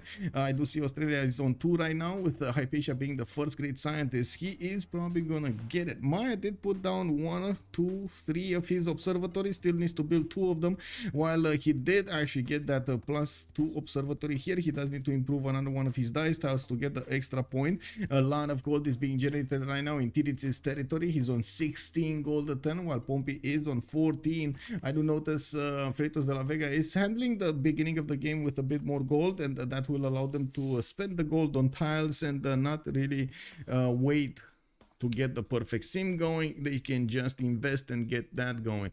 Of course, we've seen players actually go for the second best option if they don't have the gold to buy tiles for the best thing that they can do in that situation. We do already have a situation in which one of the players, specifically Distoria, decided this game is gonna go all out war. He's getting a little bit tickled by Russia. We do have Persia also getting some warriors in there, and it does seem like he doesn't want to give up on his encampment plot here. Oh yeah, there we go. He killed one of the units. He's gonna need to get also his builder to improve the horses, but he can't really do that with the units, the enemy units around him. We do need to see also how fast he's gonna try to get the Pacific paids. He already has 3 cities down, so he's just now working on the infrastructure he needs for a little bit of warfare here. Now, with the also initiation rights being chosen as a pantheon, I would imagine he's gonna get a decent amount of faith from building units. Faith, science, man, he has it all. Skill folks, hello there, sir, and welcome. Why are the votes on Twitch gone? Oh, thank you for asking, Skill folks, much appreciated. Welcome, sir. I will try to focus as much as possible on getting all of the details necessary, and of course chopping down the movie without the beginning and everything on YouTube. I did do this for quite a bit of time, but I can't really do this on Twitch, so I would kindly suggest to take a look at YouTube over there for any kind of VOD you want to see. They are being stored in the by playlist, and you can go back and search for games in different competitions, in different how to say, categories. Who do you think Macedon will target? Also on each video there are quite a few details with what players did actually play as leaders in the game. Also you got chapters, when the game starts, when the game ends, and so on and so forth. Probably a pushback and fourth against both civs. Yeah, I'm pretty sure there's going to be a push back and forth here. Who do you think Macedon will target? I would imagine they're actually going to target over here. How to say? He's going to target Maya. I don't think he's going to immediately target Persia, because that's the juicy target. That's actually the hard target to go against. Persia is going to be ready for this. Maya might not be that ready for it. Also, probably a pushback. Okay, show winning team. Central Games, which is the winning team? We need to know. You need to know. Giga, yes, Giga chat. Central Games. Why are you not in this game? I heard you actually sneaked into a team, and what happened there? Anyway, also Subnoodle is saying on YouTube, in a vote for a few days back, I recall you asking from how region in Rembrandt van region was pronounced, very similar to Rhine. Oh, Rembrandt van Rhine. Oh, I see. Since Rhine is also the Dutch name for that river. Okay, thank you. Okay, that makes it much easier to pronounce. Much easier to pronounce. Yes. Sandro, are you on the team now, not on Ulyss anymore? That's a very good question. What do you mean they've kicked you? What? They wouldn't allow Tokugawa? Yeah, they won't allow Tokugawa. That's why Central Games is not there. Wait a second. What is Pompey doing? Actually attacking the city of Alexandria? He really wants that builder, bro. He really wants that builder. Look at all of the units of Macedon just scrambling to help that city survive, while he did not want to invest into a builder, into a warrior from that city center. It does seem like Russia over here is putting quite a bit of pressure on the city of Alexandria. That city is still gonna heal a little bit, and I doubt this warrior is going to manage to tap it twice. He needs to tap it twice. Yeah, that warrior is dead. Don't get me wrong. Like when the second this archer gets into line and takes a shot at that warrior, he just looks at him funny. He's gonna drop that. It is what it is, man. It is what it is. The power of the arrow kick. Anyway, now let's take a look at the pantheons here. What do we have? God of the Forge is being chosen by Pompey. He definitely is embracing his position to go against his opponent there, Macedon, and he does want every little bit of advantage that he can get his hands on. He did manage to settle that city of Susa on the west side on the copper tile. Ishanikum is to the south, benefiting from the spice tiles, and I don't see him actually getting in the north of Macedon. If he doesn't get the city here quickly, he might actually expose Maya to Macedon. I'm pretty sure if Macedon sees a city being put down on the cattle tile, he's gonna think like triple before he's gonna want to attack Maya with anything. But if that city is not gonna be settled, I'm certain his view of the situation is gonna be that, hey, I have a free pathway towards Maya. Yeah, oh wait, why did Macedon? Oh my god, what was that archer, man? What did this archer do? Oh my god, this archer, man. I think he got very confused. He drank too much last night. Shift enter warrior in and it's fine. Yeah, it looks like they did. But he did shift enter his archer also, and I think it was kind of a bad. Big tempo slow. Whoa. Did someone take reeds and marshes from Egypt? Let's actually take a look over here. No, I actually see a bit of production here. Let me see if it's reeds and marshes. Buddhism, religious settlements. He actually took religious settlements. Divine inspiration and sacred places are going to be his beliefs here. He's going to get the extra faith from his wonders, and he's going to get the science, the culture, the gold. Pretty good. Do we have actually somebody, Lady of the Reeds and Marshes? I don't think so, right? That goddess here, Rome, maybe? Lady of the Reeds and Marshes, look at that. Rome, Lady of the Reeds and Marshes. He took it away from his opponent. Oh, Asticos must be mad. We got the encampment training projects coming up from quite a few nations, and I do see Zulu is making 4 points in the general screen. Rome is 2. Egypt is on 2.3. We got Persia on 1. Macedon is just 1. He got quite a bit disturbed over here, and unfortunately, he needs a bit of time to catch up. Maya is standing on one of his encampments to the southeast of Methone, and it seems like all of his army was deployed to the northwest. It will take him so long. This is an eternity to actually get an archer out. 5 turns for an archer. What are these guys working? 0 production tiles? Is this real life? We do have him with a trader that just popped out of the city of Pella, and he can definitely connect Methone to the capital, so for more food and production. We gotta see Maya's pantheon here, goddess of festivals. He's getting the culture from all of these plantations, and he already improved 5 of 6 of them. So you can imagine he has a good amount of science and culture. Even with Governor Moksha establishing webcam now, not really giving him the points of culture for the population. We do have an encampment training project coming up in Tooth here, and we do need to see if he's gonna have enough production to actually snatch one of these. There are quite a few nations in the game that are trying to get generals here. We do have Rome, for example, and next turn an encampment training project. Oh, wait, this is actually a Temenanki being placed down. Oh, interesting. I wouldn't have thought he's gonna get it anymore. He thinks he's safe. It's fine. Anyway, it looks like Nombamba is getting his barracks going, and of course we do see another encampment, another Ikanda here from Ulundi and Kwadukuza. We do have him needing to get all of that infrastructure if he actually wants to go to war against somebody. While I would imagine he also needs another city, a staging city towards his opponent, towards Rome southwest. It's going to be very important for the capabilities of their empires to get one of these generals, and I'm pretty sure there's going to be quite a few of them being chosen in the next few turns while the players are finishing up their projects. We do have Rome 2 points out. Zulu is 10 points out. We got Persia here on 13 points. Egypt is very far away. He's gonna need probably 2 projects to get going, while Macedon is also going to need 2 projects to get going. Can they buy? Wait, he has a builder with 2 charges. Can he get to any chop? Not really. Or it is gonna be extremely expensive. If he gets this, he needs to buy this and buy this underneath the archer tile so he can actually connect those tiles. Ooh, he not gonna like that. Yeah, definitely not gonna like that. Anyway, we do have another religion here, and it looks like another goody hunter has given a relic to the Historia. Looking at the religion of Russia, he went for Feed the World, giving him the food and the housing from each of his shrines and the first temples. While we do have lay ministry, each holy site or theater square district will give plus to faith or plus to culture, respectively. Australia did get to his government plaza and put it down, and I do notice he's going to get more adjacency towards one of his campuses here. Not bad, since the other one is already a +5. I do see the cities are getting also his monuments out and a few more bows to handle this. He's turned 28, and we do have Liege 1 point away from getting his golden age, while everybody else did manage to make it. No, Pompey is actually also 1 point out. He is probably gonna get it from his general here.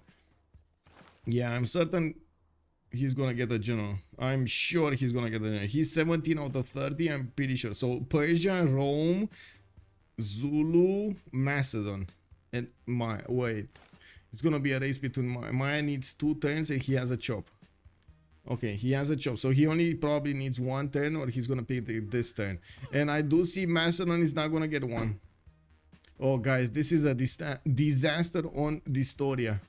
Not getting a general for his Setaris. Yeah, I don't think they can get the general. Like, there's no way he's gonna get that general. Unless Zulu gives up on it? What do you think, guys? Is Zulu gonna want 1? Because Rome is gonna get 1, right? Is Zulu gonna want 1, or are they gonna give it to Macedon? I think it's much more important for Macedon to have it than for Zulu to have it. Like, Macedon is against 2 opponents, while Zulu only has like 1, and it's very far away to actually affect it. Astikos, did he get his... Wait, is Astikos even... What? Why is he working the general card?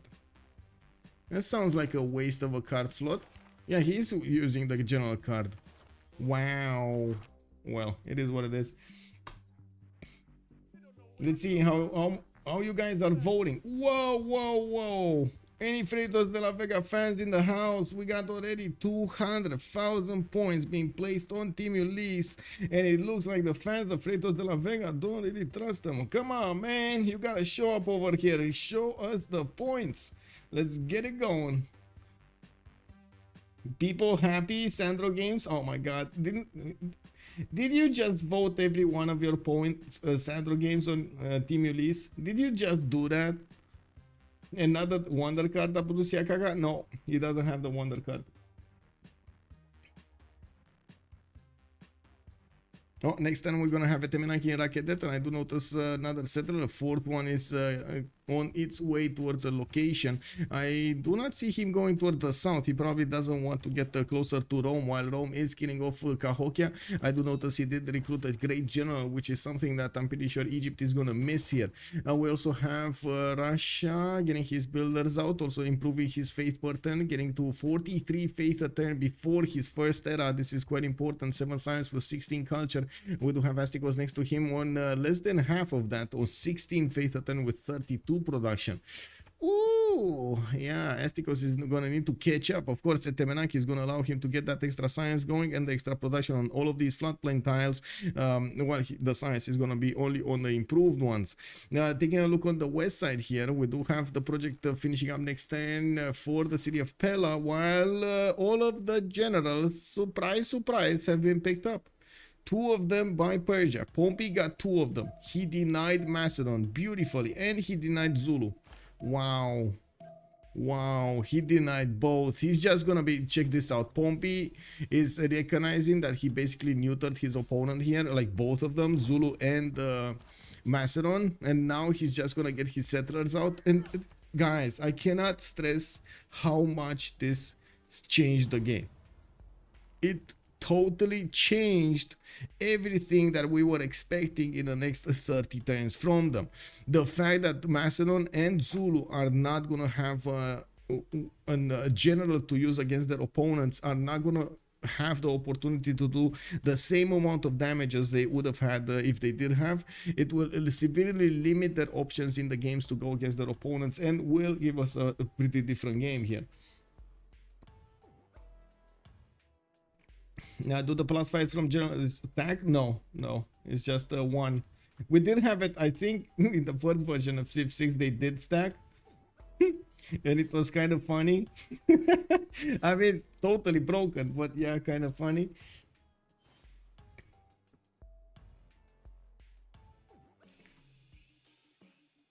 Also, did I wait, who was it? Who did ask me about the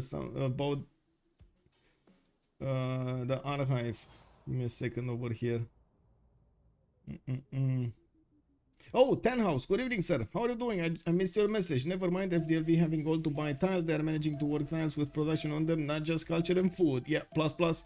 Skill Fox, are you still here, sir? Did you get the answer you wanted? Simon was broken with stacking generals. Exactly. Simon.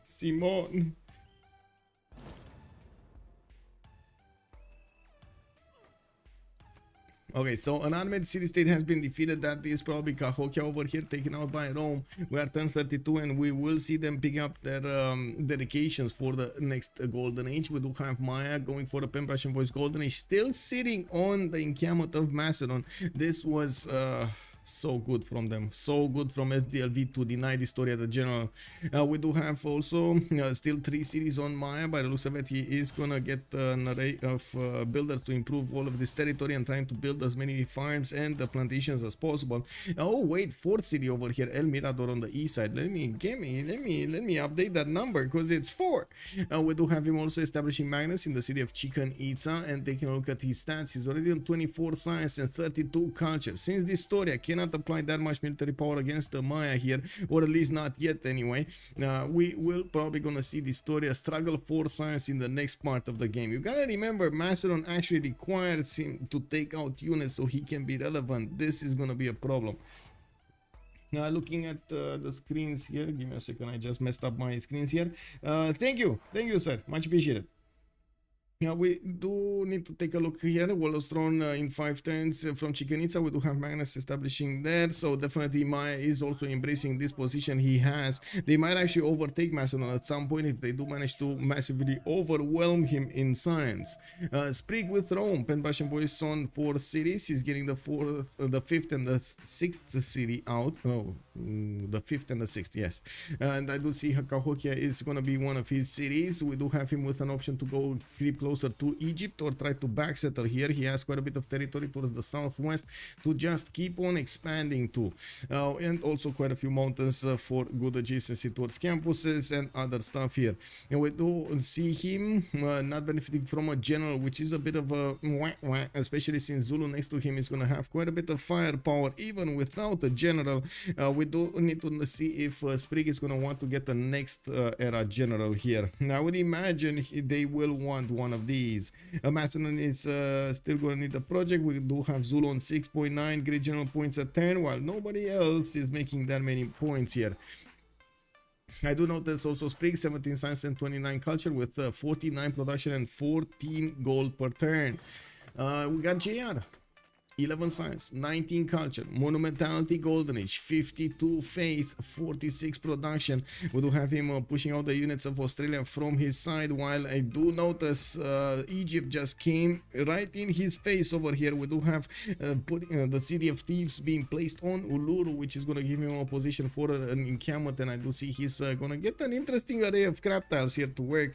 That's just not enough production in those cities. I do see Swenet is training a horse here, and I do notice Mariano Archer is also coming out from thieves.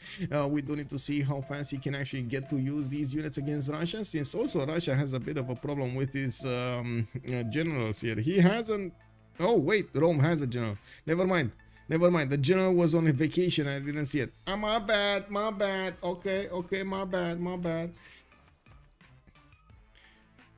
Okay, let's actually take a look on Pompey. We do have him on a Pen Russian Voice golden age. Nader Shah, still 3 cities. The man with the plan here took out 2 generals from his opponents, and as you can see here, he's getting his internal trade routes with a massive expansion of cities. We got 3 settlers now on their way towards their settle spots. One probably gonna settle on the cattle tile to the north, another one over here probably next to the salt mines. I'm not sure if he's gonna go here or here, we'll see, or even on the cattle tile, even though not sure about that location there. Anyway, we do need to see if he's gonna need to defend himself against his opponent here, Macedon. And while Macedon is building Hetaris. We do not have anybody actually training horses next to him. We actually have Tirit switching to Ancestral Hall.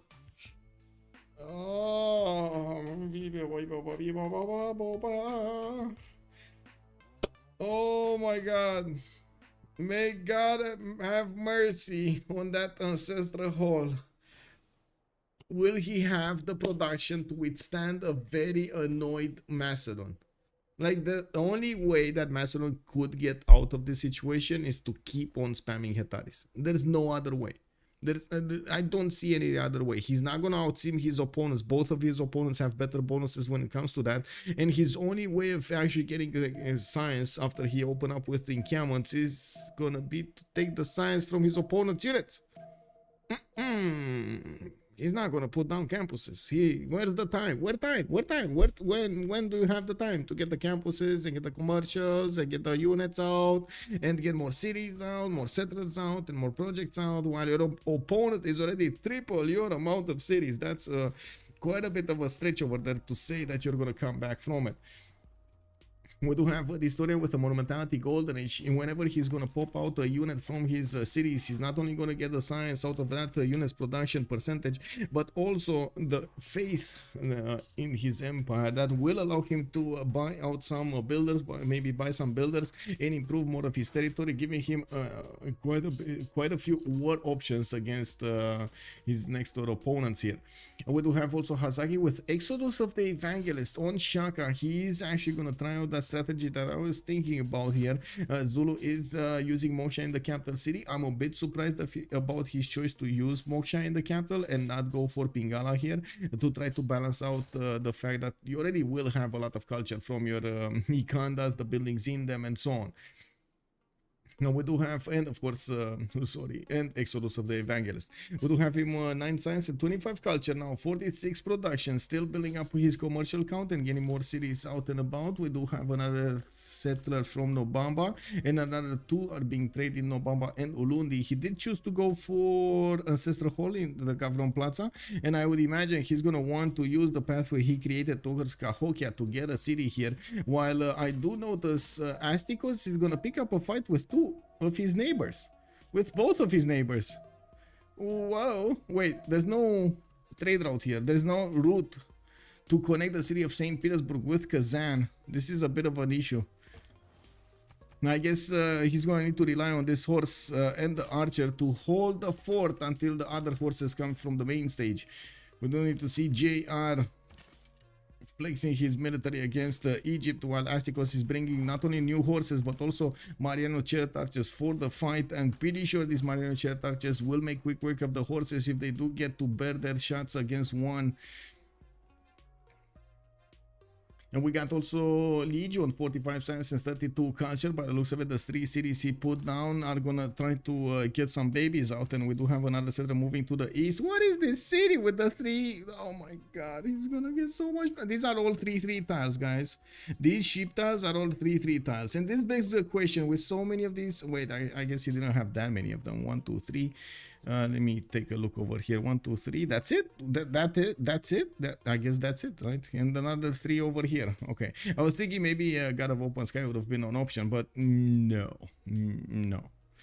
I think Divine Spark is very well. Who did pick up Hypatia though? Hypatia was picked up by Australia, giving him a free library and +1 science. Very good. Very nice.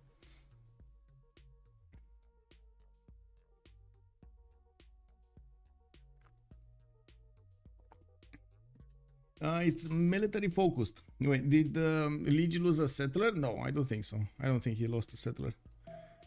I'm pretty sure he didn't lose a settler. I think he just built a 4th one and that's it. And he wanted to focus on building his districts, building the libraries in the districts. You see he already got 2 of them here, 1 of them for free, 1 of them built. We do have him also needing an economy. I'm pretty sure with only 19 gold a turn, they cannot afford that many things. while they don't need to upgrade anything at this point in time, we do need to see if they're gonna manage to do what needs to be done in the game.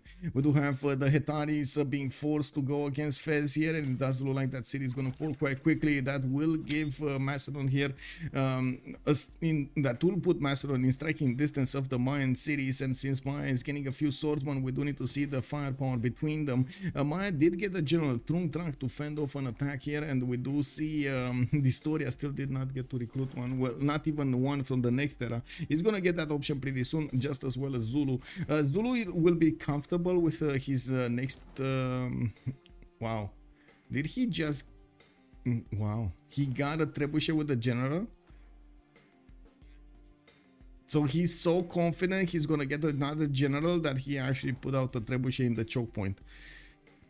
Okay, yeah, sure. We got walls coming up in Kazan. Looks like Builder is trying to improve some more of these tiles. And of course, with Governor Victor deployed there, it does look like these forces are going to have a hard time passing through the moat and getting the city of Kazan. They cannot put it easily under siege. She actually needs to go all the way around the mountains to get in there. Now, more encampments are being put down from Astikos. He's definitely preparing for an all-out war against his north and the south, not being able to do that much simming. He's gonna rely on Australia to come and clean up after he's gonna manage to do the damage against his opponents, slow them down in the sim. And I do have to point out, Russia over here will probably do well if he ignores Egypt for some time, at least not fight him actively, not go against him, just get a few units, just enough to defend yourself and try to sim behind this, because otherwise they're gonna fall behind. We do have Persia also getting quite high in the stats. We do have him on 19 science and 1608. He doesn't have actually that much of a high stat. I was expecting a lot more here. No commercials? Oh, one commercial. I guess that sacrifice of actually getting two of those generals, it's putting quite a toll on him. He's so low in the stats. 19 science and 18 culture. Fez has been taken down. We do have Macedon winning the first fight, and yes, these Setaris will need to keep on going towards the cities of Maya. Maya will probably need to dedicate a good amount of his next production towards this defense. In the city-state screen, we do have Hong Kong, Auckland, Brussels, Johannesburg for the industry in the game, for the industrial bonuses in the game. Samarkand with Zanzibar will be the ones for commercials. We do have Engazargamu and Valletta for the military. Chinguetti with Armagh for the faith, and I'm pretty sure Russia is going to be so happy of having these in the game. Also to notice there are no culture city-states or science city-states remaining. So I would imagine this is going to be quite a slow science game here for everybody else other than Liege. Liege already 71 science and 36 culture with that amazing spawn here. Oh wow, going for his city parks. I do see the Yankees bouncing around, you know, just getting in every city and trying to fix things. I do also notice Zulu did go for that strategy here, a little bit, how you would say, out of the box to get city parks on Zulu. But hey, if it works, it works. Yeah, the bro raised Fez, exactly. It doesn't matter the tournament, they always play wacky. I mean, yeah, they have to have some fun, right?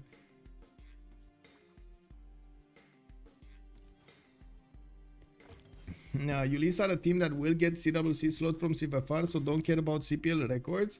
But wait, this is the CivFR Squadrons. These are not the CPL Premier League. This is, how to say it?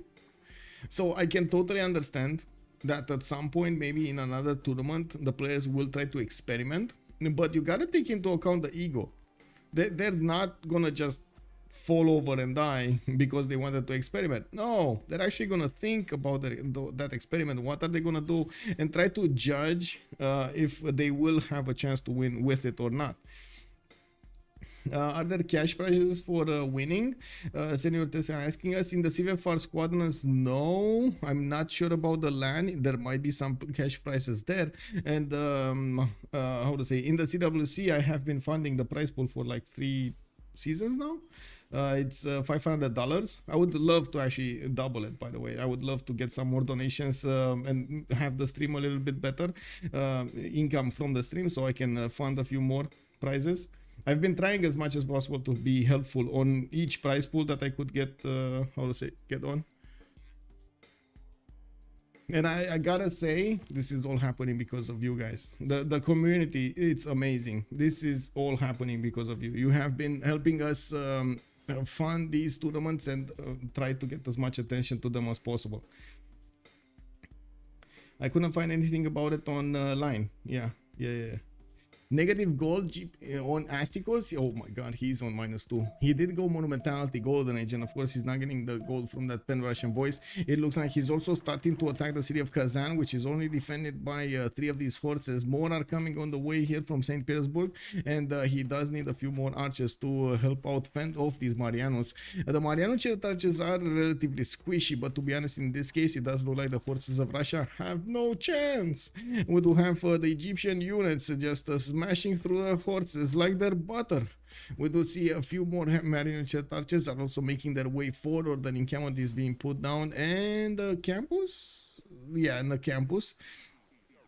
He does have Governor Magnus established in the city of Swenet, and I would imagine he's gonna want to get more troops in units and send them towards Russia to overwhelm him as quickly as possible. A sneaky Australian scout to the high north of Russia. Australian scout. Oh, he's getting in there. He is actually getting in there. Temple of Artemis has finished here on St. Petersburg, and I do notice also Hanging Gardens giving him more housing and more growth in all of his cities. That 15% more, it's amazing.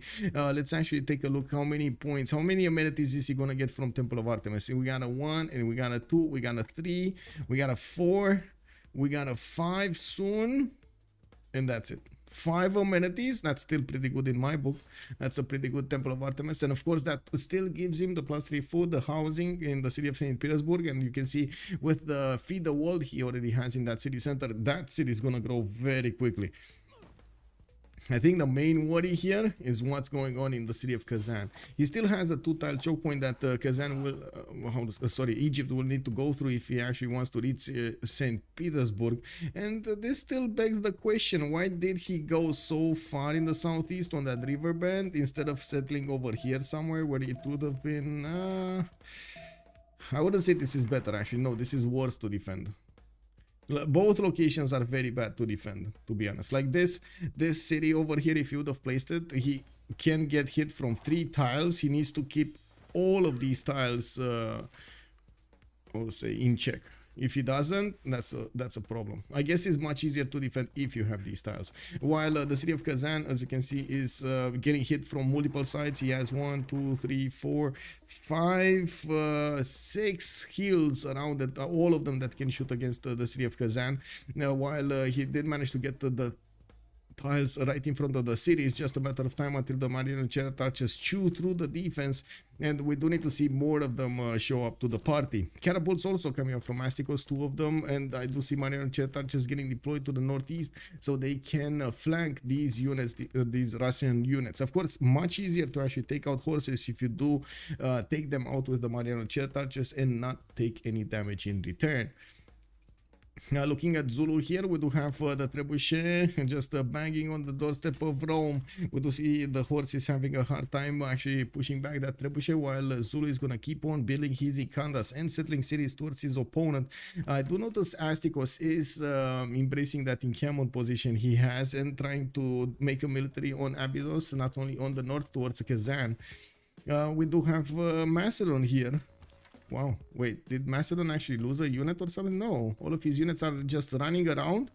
What are these units up to? They're just running around everywhere? Okay, well, Waldo's Throne is coming up from Methon in 1. He's gonna try to get another settler here from the city of Pella, and he did probably buy one with Faith.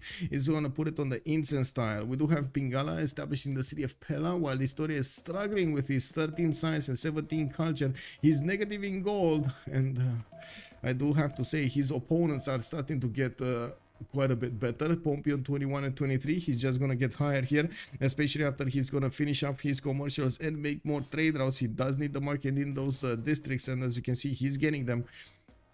Now we do see also Tirits 35 cents and 40 culture with 25 gold and 56 production, still on 4 cities. He definitely could get another one to the north, actually to the south, another 2 to the south. The north is a bit too far away for the bonuses to activate here. Okay, another wave of units? No. Okay, no. What do we have here? Okay, this is the turn when Asticos is gonna flex his military muscle against his opponent. Okay, well, I do have to point out this catapult doesn't actually have the ability to move and shoot. He doesn't have a general for these units, and he's gonna need to make space for it. Well, it's pretty good because the Mariner Jet Archer does have a promotion. Might as well keep shooting at Kazan, and next turn allow the catapult last turn to get in there. Gorky, man, is Macedon getting vision on that area? Yeah, probably. Yeah, he's getting vision over this. And I guess he does have an opportunity to actually go against Russia, especially with the Hetaris speed, right? He can get to the Russian cities quite quickly.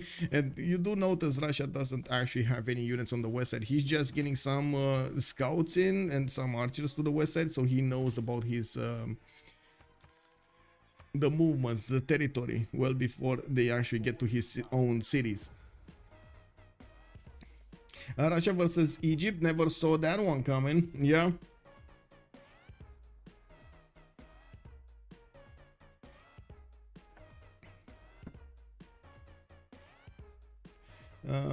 Under Civ playing or not? Roger Smith? No. Wait, Under Civ is playing competitively? I don't think so. Or at least I don't know about it. I know he's playing in fun, team fun, but it's not really competitive. Anyway, yeah, if you guys don't know, Under Civ, I'm pretty sure you guys know, but anyway, I'm just gonna explain it anyway. Under Civ is a well-known streamer from the community. He's not really that competitive, but he does want to have as much fun as possible and have a good time on his stream, so he does sometimes some weird stuff that people call him out on, but he does it all for the show as far as I know. Yeah, how long is one game like this? Hello there, Moja. Usually these games do take like between an hour and a half and maybe like 6 hours maximum or something like that, depending if we do have any kind of I would say late game possibilities or not. We usually end up on an average of maybe like 3.5 hours, 4 hours if I'm not mistaken. Or the average stream time that I have, it's like around that.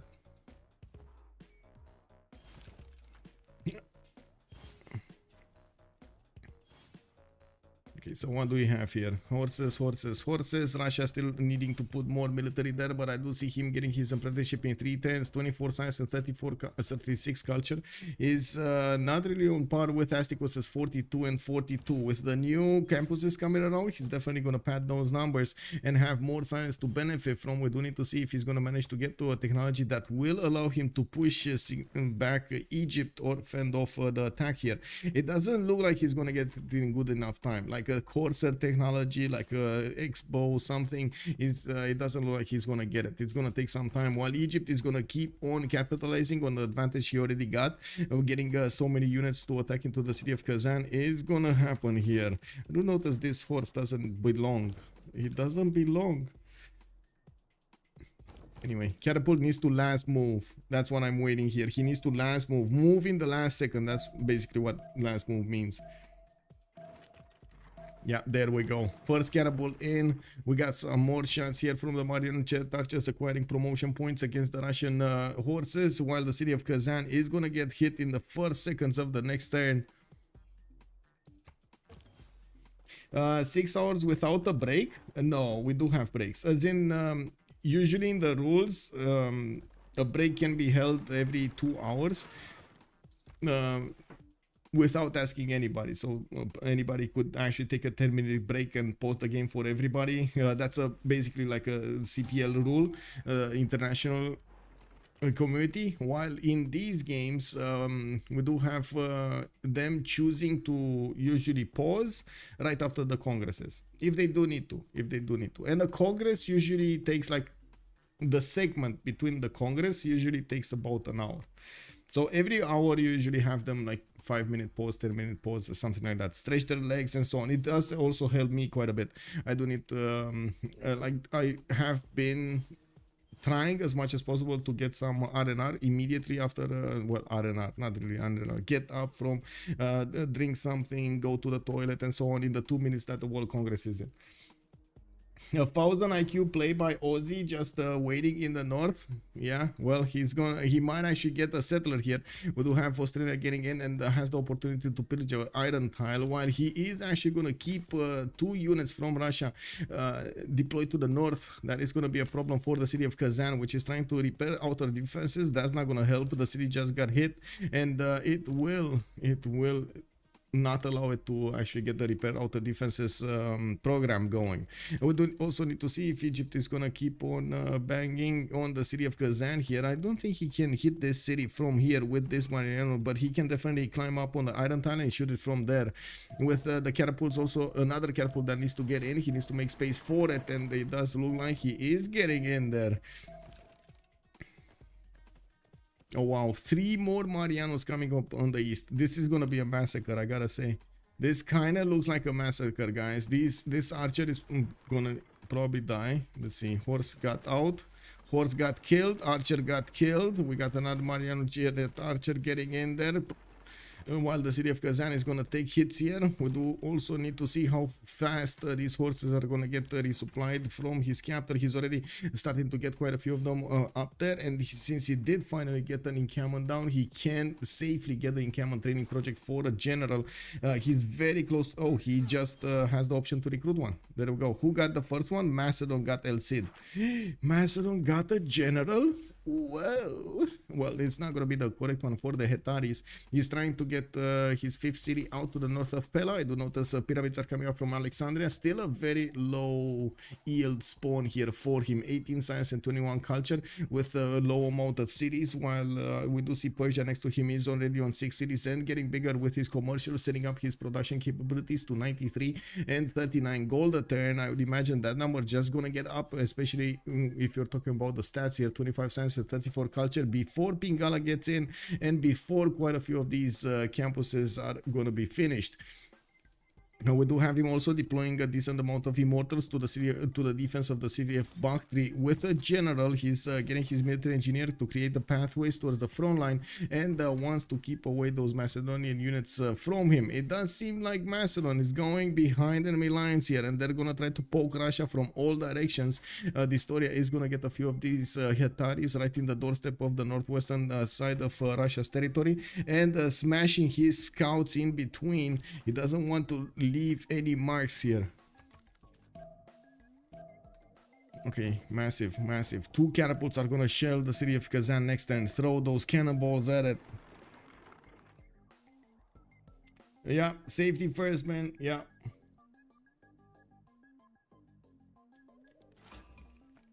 A quick game? You think it's gonna be a quick game? I don't know.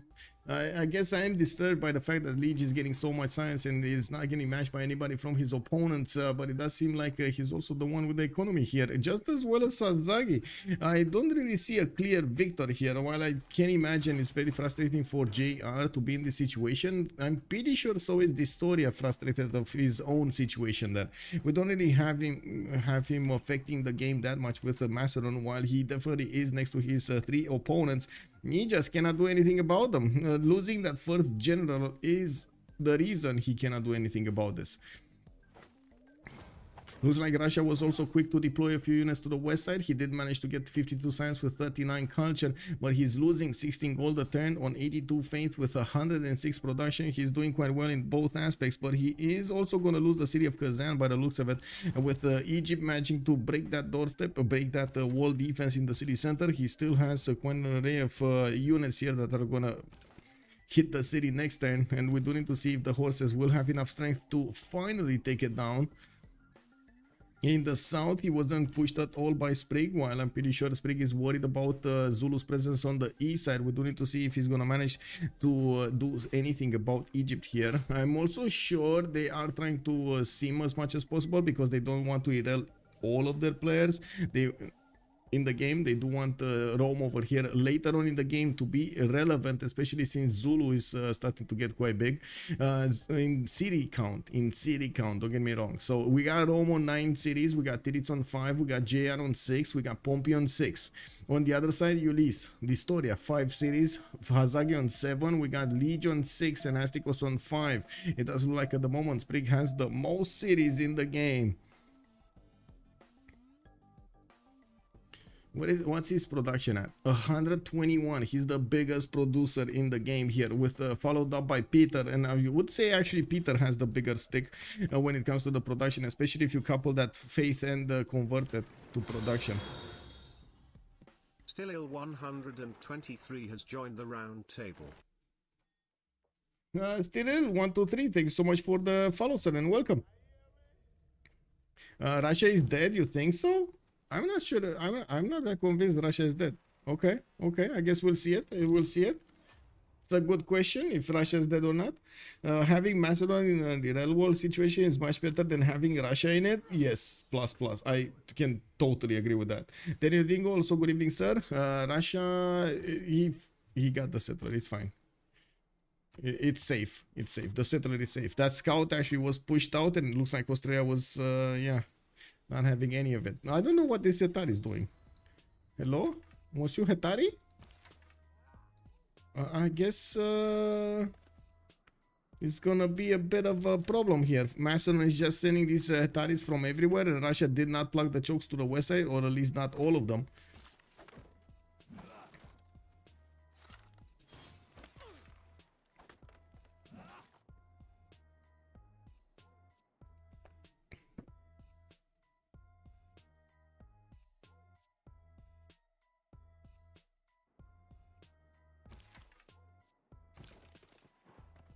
Okay.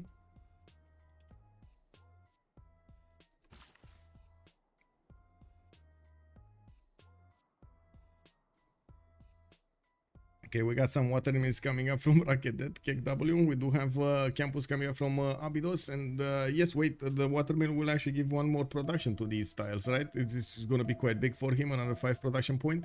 And we do 1, 2, 3, 4, 5, right? The rice tile is in there and not out there, but anyway. And we do have CES also with Governor Pignal established and trying to get the campus in. That's going to be a +1. Yeah, that's only a +1, unfortunately, next to the mountains. It is what it is. And I do want to see what's the conclusion here. Kazan is desperately trying to get his knights out, while I do see a heavy chariot with the upgrade button. We do have a knight deployed in the city of Kazan. We do see the defense of that city has been made higher quite a bit, and now we don't have that much firepower from these catapults to attack into the city center. They will start to get promotions. We do have, of course, 3 Mariano chariot archers and 2 catapults that can attack against that city. I would imagine slowly but surely that city still should go down. Now we do need to see if the horses are actually going to bounce around. Looks like there will be a flanking maneuver being done here, and Russia will be attacked on the other side of this river. And yeah, there we go. We got the attack started off.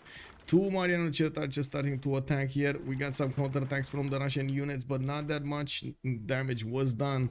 While Egypt is still bringing his catapults to bear here, he's gonna need to shoot with another one pretty soon. Oh, this one actually used its movement. He shot. The city is down to half HP, and it will only heal 20 HP points in the next turn. Okay, we do have an attack from Persia going against Macedon. They are trying to force Macedon over here to be a bit more defensive and not just try to run his units against everybody here. It looks like the Russian horse from the north has been taken down, and we do have the Russian Empire exposed towards the northwest, towards these Macedonian units. Most of the horses of Russia are being deployed to the west of Astrakhan, where there are Macedonian Hetaris getting through the rivers and through the mountains to attack the main cities of Russia. This is a bit of a disaster for Russia to take care of. Now we do have a decently big force here from Maya also, but he's not putting them to work against Methone here. He is probably worried that those Hetaris are gonna bounce around, flank them, and get to his main cities before he can do anything about it. Stirit's gonna get his sit-ups next turn and divide right in 2. And while I do notice he doesn't have pre-builds for knights, we're gonna need to see what kind of unit he's gonna use to try to fend off attacks from Macedon, or even take out cities from Macedon. I do also notice Distoria is going to be one turn away from Stirrups, and all of these Hetaris are going to turn into knights, making them much stronger than these immortals of Persia, especially out of the borders of the all-knowing, all-powerful Victor, Governor Victor. His name is Victor. What does he do? Win. Be victorious.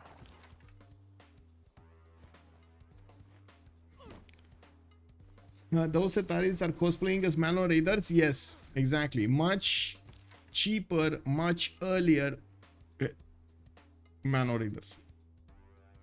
Okay, Atari is getting in through the north. Looks like they did pick up the charge ability to attack their opponents here, and we will see quite a few pillages. I don't think they're gonna take out cities, but this is severely disturbing the peace in the Russian territory. 81 science and 47 culture on Russia, while Astikos is 46-40. He is about to take over a city from Russia, and we do need to see if Russia is gonna manage to withstand all of this attack from Macedon from the west side. It does look like he made quite a few sacrifices to get the production towards his campuses, towards his buildings in the campus, in the lavras, in the commercials and everything. I don't think he has a single commercial actually.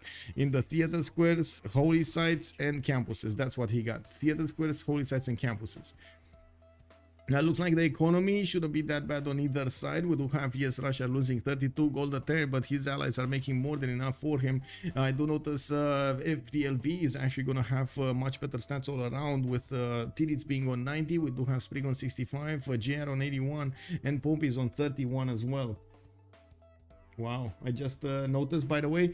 Ooh, I just remembered. If you're coming up from YouTube, don't forget to actually throw this video a thumbs up, and of course share it with your friends. Leave a comment down below with what kind of Civ you would have played in this game. Liege is asking for a pause, and JR is saying no, you cannot do PP during the game. PP forbidden during the game. Well, that sounds like very unhealthy.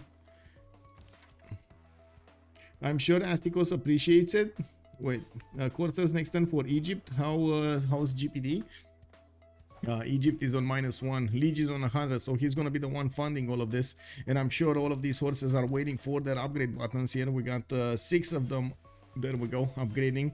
While I'm pretty sure he's also gonna swap around the horses in the camp, in the Foror city. He's gonna keep on pounding on the city of Kazan until he breaks it down.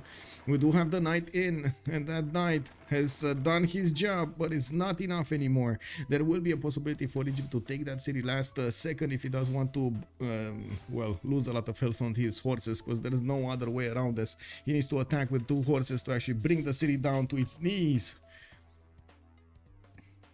We do have also 4 more turns until the next World Congress. While Tidits is 13 out of 43, looks like he's not gonna have enough time to get his golden age. But we've seen actually people doing it. Tristan Chapanapan, good evening, sir, and welcome. Bonsoir, monsieur, bienvenue. I would imagine you're French, right, by the name. So bonsoir, monsieur, bienvenue. Okay, we got JR keep minusing. JR is saying it's not at the we didn't reach the Congress, so no. Pause, please. Merci. Well, doesn't look like it's happening, is it? Well, we're still gonna wait for the Congress, right? We're still gonna wait for the Congress to get our own pause going. Yep, right. Woo! Yay! Wait, right is draw, right? Draw. And wait, how do you say left? Don't tell me how to say left. Oh my god, no, I don't know how to say left. Draw, no, I don't know how to say left. Out of my mind, it's out of my mind. How do you say left? How do you say left? So draw is like right, and left. What's left? Agush. Wait, agush is left. Wait, what is it? Left. Gush, draw. Okay, that's crazy. Wait. What are these 6 science plantations? Oh yeah. Look at these. Man. Juicy, man. Juicy. Gauche is left. Okay, got it. Sir Bashim, merci beaucoup. Je parle. Wait. 100% français. Oui. Oh, perfecto. I'm sorry, man. I'm sorry. I'm trying to learn. I'm not gonna lie. I'm not kidding. I'm still trying to learn French, and it's still, I'm working on the vocabulary, and I'm still trying to figure out exactly how to connect the words and also translate in real time. I am taking it slow. I haven't actually put a lot of pressure on me to learn, but I have been making quite a few steps, and you guys are helping me out so much. This is unbelievable. Thank you. Okay, team plus, and we do need to see them going around for the next one. We got Holy sites coming up from Maya. Looks like they will have these few turns to actually get the points for more. Let's see, let's keep on going. Sprig needs 5 more points. We got him on 53 out of 58. JR is over the necessary points, but he's getting attacked by his next door neighbor, and it looks like Macedon is not going to take any prisoners here. He needs to deploy such a big army to fend off these Hetaris. His horses can do damage, don't get me wrong, but he needs to build so many of them to be effective here. Pompey is also 8 points away from getting his golden age, and I do notice his Freritos already got put down. He got the immortals. It's going to be hard for him to get actually something with that amount of points. We do have Historia 54-54. He did get his golden age. Hazagi is going to be in a dark age, and he might actually try to do a dark age MP push over here against his opponent, even though I severely I doubt it. I really doubt it. We got Liege 45-51, 6 points out. Astikos is going to be over the necessary points. Unbelievable how Astikos actually managed to get this and Liege did not. How did this happen? Oh my god, City of Kazan is taken down. All of these coursers can actually move, and they will do the damage necessary against his opponents here. Where is Russia on the coursers? Machinery in 1 and mercenaries in 1. Ooh, yeah, that's a pickle. That is a bit of a pickle, a very juicy pickle over here, and nasty and sour. Yeah, very big, sour and juicy pickle. Wow, what is this line of units the Immortals are making over here? They are gonna go into a line and start shooting down the Hetaris, and they can definitely do that. Let's actually see if that's gonna be the plan. It doesn't seem so. It does seem so. They are standing out of the vision of the Macedonian units. If you take a look over here at Historia's vision, he doesn't see a single unit from the Persian army, unless you take into account this one, which is in the wrong place. That's a decoy. Yeah, my friend. Woo! Yeah. Willkommen.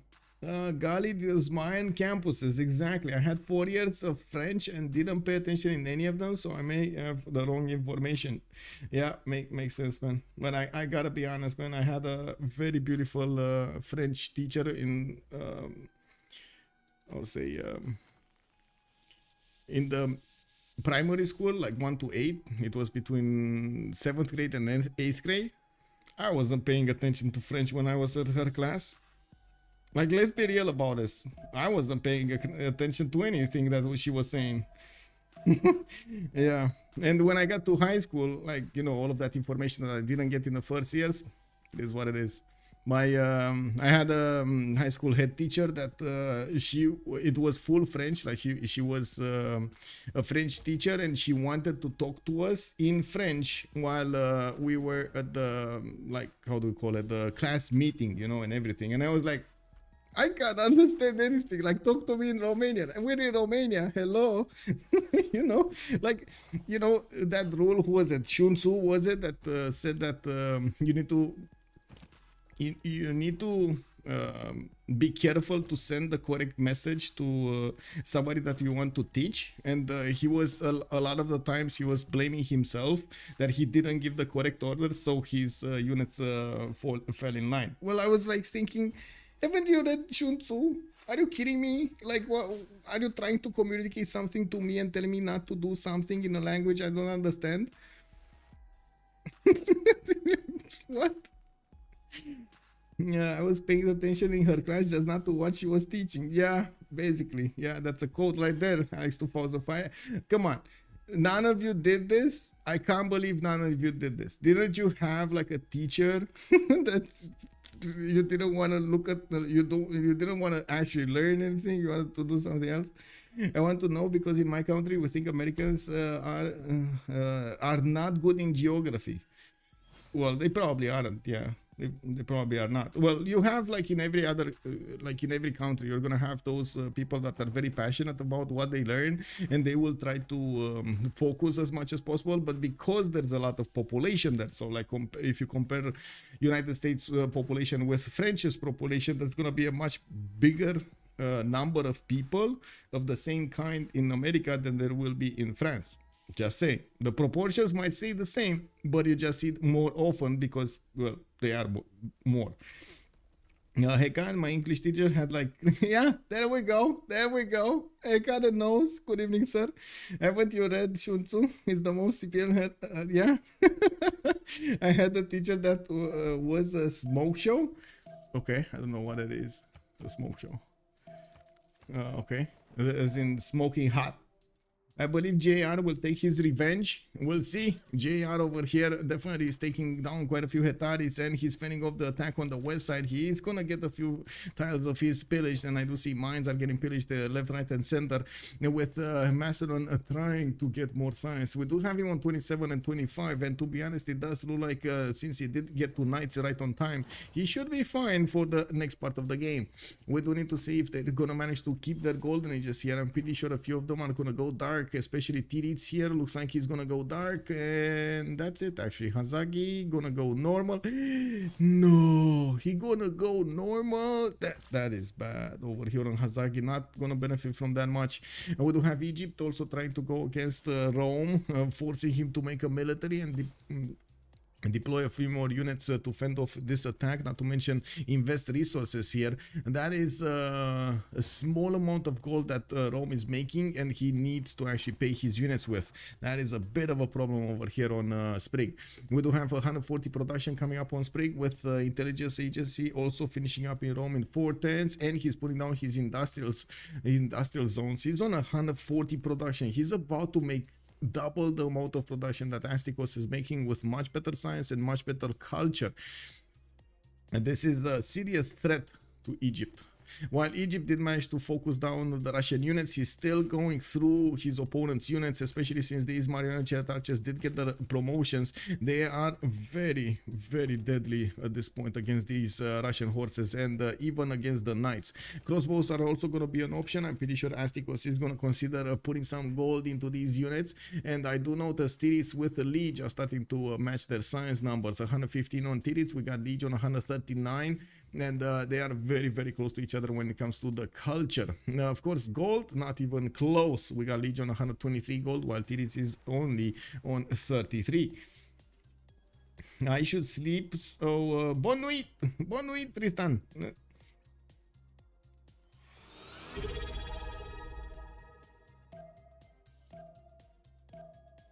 Trojanman 25 retained his knighthood for 23 months. Thanks for the awesome 23 months. Even get a B-day stream. Thank you, sir, for the 23 months. Unbelievable. Thank you so much, Trojanman 25. Much appreciated, sir. Tristan has joined the round table. Also, Tristan Le Shenapan. Good evening. Thank you so much, sir. And bonne nuit.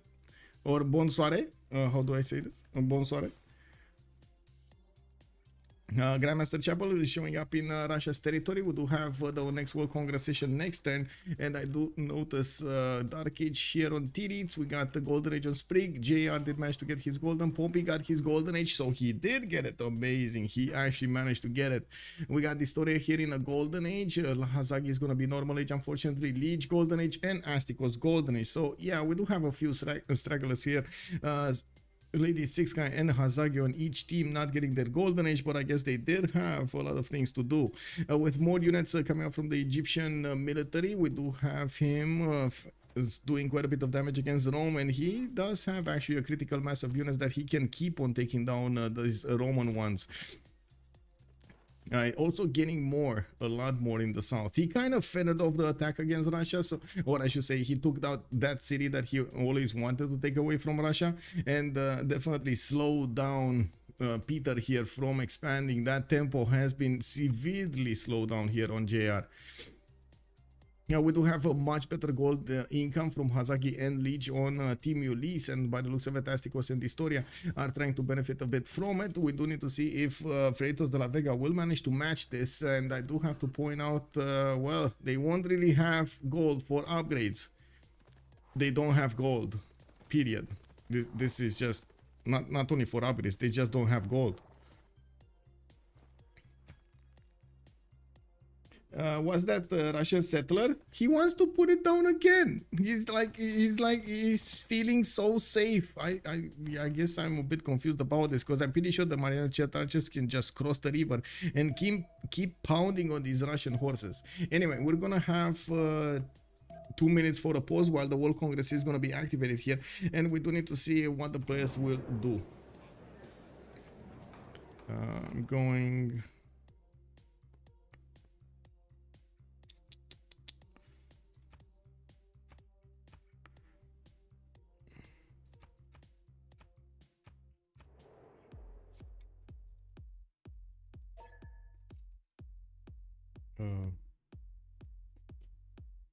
Wait, really? Perfect. Okay, there we go.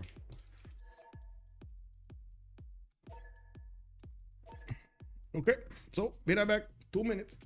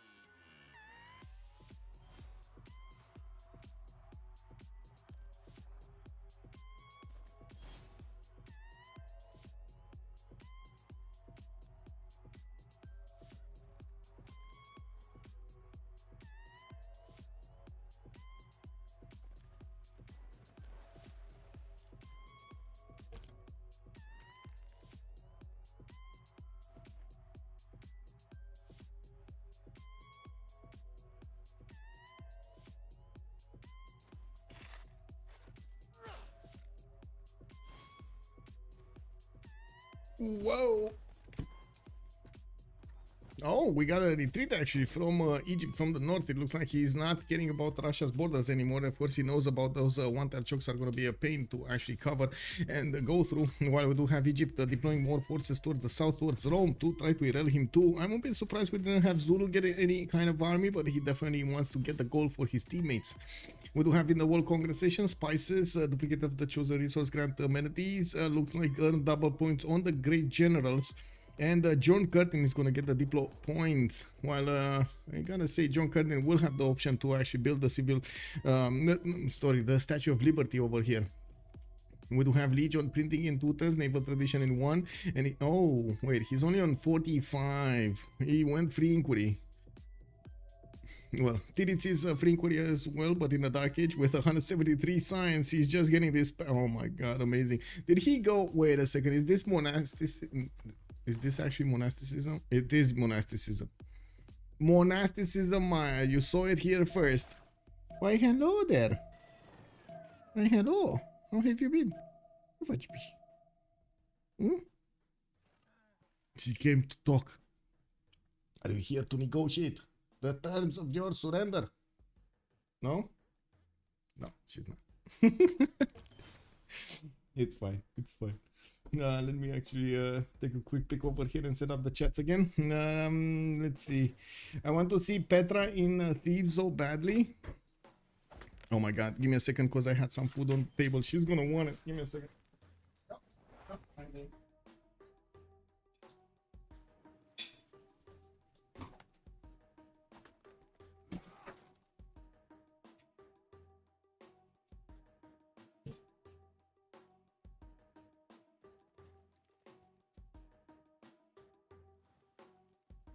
Okay, there we go. Food is safe. Food is safe. No, food is safe. Is what it is. The start of the show. Yeah, she's getting in. Now she's scrambling to find something else, some other prey to prey upon. Anyway, let's keep on going here. We got Sprig also on the pen passion for his golden age in 92 and 81. He's forced to make a big military to defend himself against Egypt. While he is managing to succeed in getting it, we're going to need to see how much effort Egypt is going to put against him. He definitely wanted to keep on simming and get more stats out while his next door neighbors are forcing him to slow down. So did Peter, right? Get forced to slow down here. Even though we do have a lot of campuses and libraries getting out, we do have him getting his shrines for the repairing his shrines actually after they got pillaged. He's still on 98 faith a turn with 138 production, going around the city of Johannesburg towards the north. Has a few horses that actually want to clean up the Hetaris. We're going to need to see if he's going to manage to take over that city state as well. This is a pretty good city for him, not gonna lie. Now we do have also Pompey, 44 science and 66 culture with Nader Shah. A bit surprising that he's a bit lower in stats than everybody else in the game. We do have him with a good amount of cities and he's getting another wave of them. We do have 4 more settlers getting out and about to settle the cities in the southwest, in the northwest as well. We got some boats out in the water here from the Historia, while we do see him getting his intelligence agency in 3 turns. Now I would imagine if he does start to upgrade his Setaris into knights here, he's gonna have a good time with the general he actually recruited. He did get El Cid, didn't he? I think he did, but I don't see him anywhere. Like, anywhere. Thou shall be knighted primer. It's _drop and _des. How cold is it over there? Hello there, dropping these. Thank you so much. Much appreciated, sir. Let me actually check how cold is it. I would say it's too cold. It's 1 degree Celsius. That's how cold it is right now. And it looks like it's telling us, the weather station is telling us that it will go down to -5 in the night. It's very cold. I guess I'm lucky that I only have like a small room over here with the computer and I can actually heat it relatively easily. Oh my. Yeah. Outside, big no-no. Like -1 degrees. Whenever it goes lower than 10, I'm like, woo, that's chilly, man. Grandmaster Chapley coming out in 2 turns. Looks like JR did manage to upgrade his coursers here. And I do notice his settler just keeps moving to the west, not wanting to settle another one over here to the east side. Since he is getting attacked by multiple Marine chariot archers, looks like these units are doomed. These Marine chariot archers do have enough strength to punch through the defenses of the coursers and their heels popping off from being inside of the city borders. Now we also have Distoria, 34 science with 32 culture, still struggling to get everything on top over here, but he did manage to acquire a lot of science by building units. He did go for the Monumentality Golden Age, his second one, and he's still gonna pop out units from his cities where he did build in the majority of his cities, his encampments with the Basiliki Pades. He's getting the science out of all of these popping off and the faith at the same time. Hazagi, normal age, unfortunately. He is on 92 science and 59 culture. He's matching the science of Sprig next to him, but he is still struggling to actually get something out over here as in terms of units, in terms of military. I would have imagined if he would have had impies at this point in time, he would have managed to take over the city of Cahokia and kept on going towards the capital city of Rome. He chose not to get the economy for his teammates, and I would imagine they're gonna put as much gold as they can into Egypt, so he is the one doing the damage against Rome. We got Liege also with 144 gold a turn, 186 science and 47 culture with free inquiry golden age. Did settle 2, 4, 6, 8 cities over here. And I do notice he's getting 119 production, putting down his industrial zones, and managed to spam out these outback stations everywhere. The unique improvement of Australia giving him the extra food and the production points in some cases. I do also notice Asticos, 71 science and 58 culture. He's not doing bad, actually. He's not doing bad. I would say, since he did war a lot, he's doing quite well. We do have him in a pen brush and voice golden age, and he is pushing Rome in the city of Mediolanum and Antium, forcing Rome to deploy as much military as he can to defend against this, while Rome has 173 production. A lot of it is actually used right now for military and not that much for simming. Well, I say that, and then I do see, well, almost all of his cities are actually getting simming things. Kick. It is what it is. Anyway, now we do have fertility rights also chosen as a Pantheon for Zulu. He did manage to get the Colosseum going in his capital city, also deploying a few more theater squares in the other cities to pad those culture numbers. If he does manage to get to fascism here on Shaka, he's gonna have a very good time, but that's very far off. We do have him needing a lot more science and a lot more culture. There was quite a bit of a sacrifice here to get all of these city parks going, and it looks like I don't like it. Like, I don't know if you like it. I don't like it. I really don't like it. Like, it doesn't seem like they're worth. It doesn't look like they're worth. Anyway, Asticos is gonna get his attack going, and looking at his sim, he's finally gonna get another spy in 3 turns. Did he get one in the capital city of his opponent? No, but he did manage to punch through the Corsair here in Russia's territory. And I do have to mention again, we don't have a lot of gold on them. They did manage to pillage a few tiles from Johannesburg, which of course gave JR the opportunity to upgrade a few more units. But now with new Hetaris from Macedon showing up on the borders, this army is in danger. D. Beasley, howdy. Egypt took a Russian city and Russia is still ahead of Egypt. Yeah, I mean, faith generation here on Russia is amazing. Asticos doesn't have the ability to use that faith generation anymore. He did get the religion, but never actually got it to sing.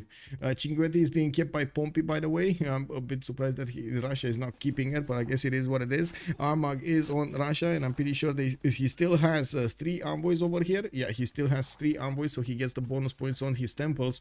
I do notice also Egypt is getting pushed back by Rome, and we do have enough units to push him back entirely. We don't have that many ranged units, which Egypt does benefit from, and we do need to see if Egypt is going to manage to get a few more units quickly, scramble to get them on the front line, so these Roman units won't really have easy prey on his own army. And we do also need to see when Maya is going to decide it's a good moment to attack Macedon. By the looks of it, Macedon is going to get his terracotta army and just keeps on building units. While we do have Persia trying to expand here, get his sim up, expand. Universities are going to be required here on Nader Shah. He definitely needs the extra science.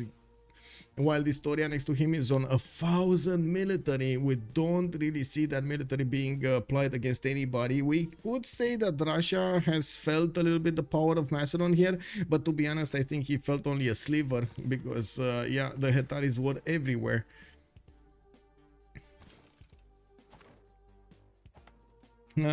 So Rome is literally simming and gold buying units. Yeah, basically. And we do need to see if he's gonna manage to keep up this effort, because this is a lot of effort on them. The economy is basically non-existent over here. Only Pompey is managing to make 87 gold a turn, Sprig is on 15 and Tirit's on 7.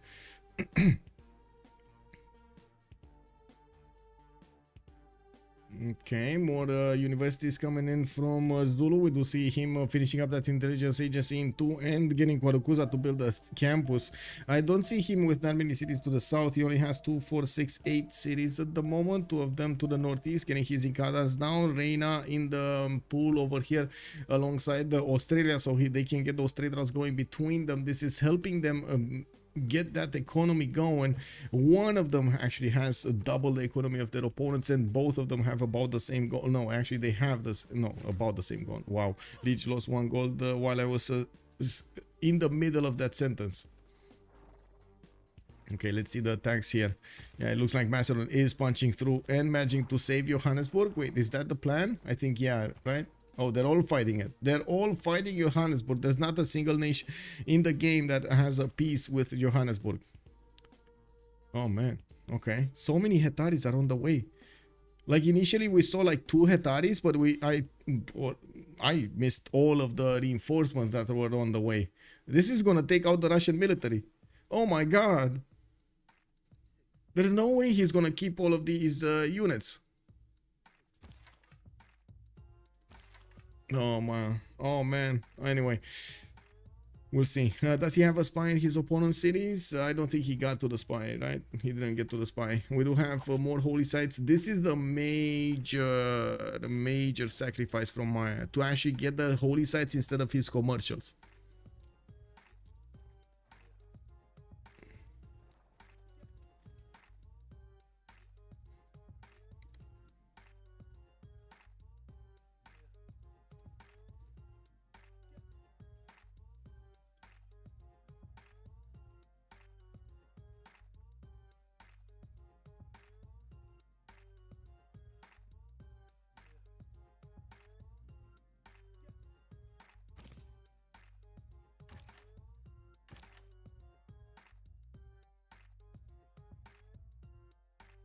Well, spy is getting off from Rocket the next turn, and Astico still did not deploy a spy into Russia's territory, but he will definitely need one in Rome's territory. We do not have one at the moment. They should probably be seeing each other's territories, no problem, at least a few cities on each side, and I would imagine also Rome is going to be interested in spying on Egypt so they can counterbalance each other or even get some advantages from the extra intel.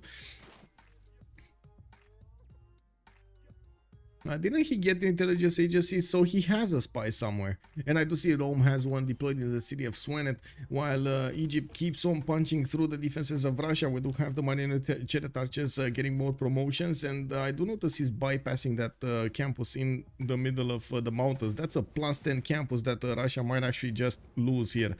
Now we do have also in the south, it looks like the retreat of the Egyptian units. A few of them are going to be deployed towards Russia next to Cinguetti, while a few of them are getting back to defend the city of Abydos from their attackers, from any attacker actually. Zulu is still not building up a military, even though he has a clear pathway towards the city of Cahokia here. Persia moving in? No, he's just getting out new cities, so building up his university count and getting more campuses. There's going to be a lot more science potential here on Pompey in the next part of the game, while the Historia and Asticos are finding it very, very hard to get out of it.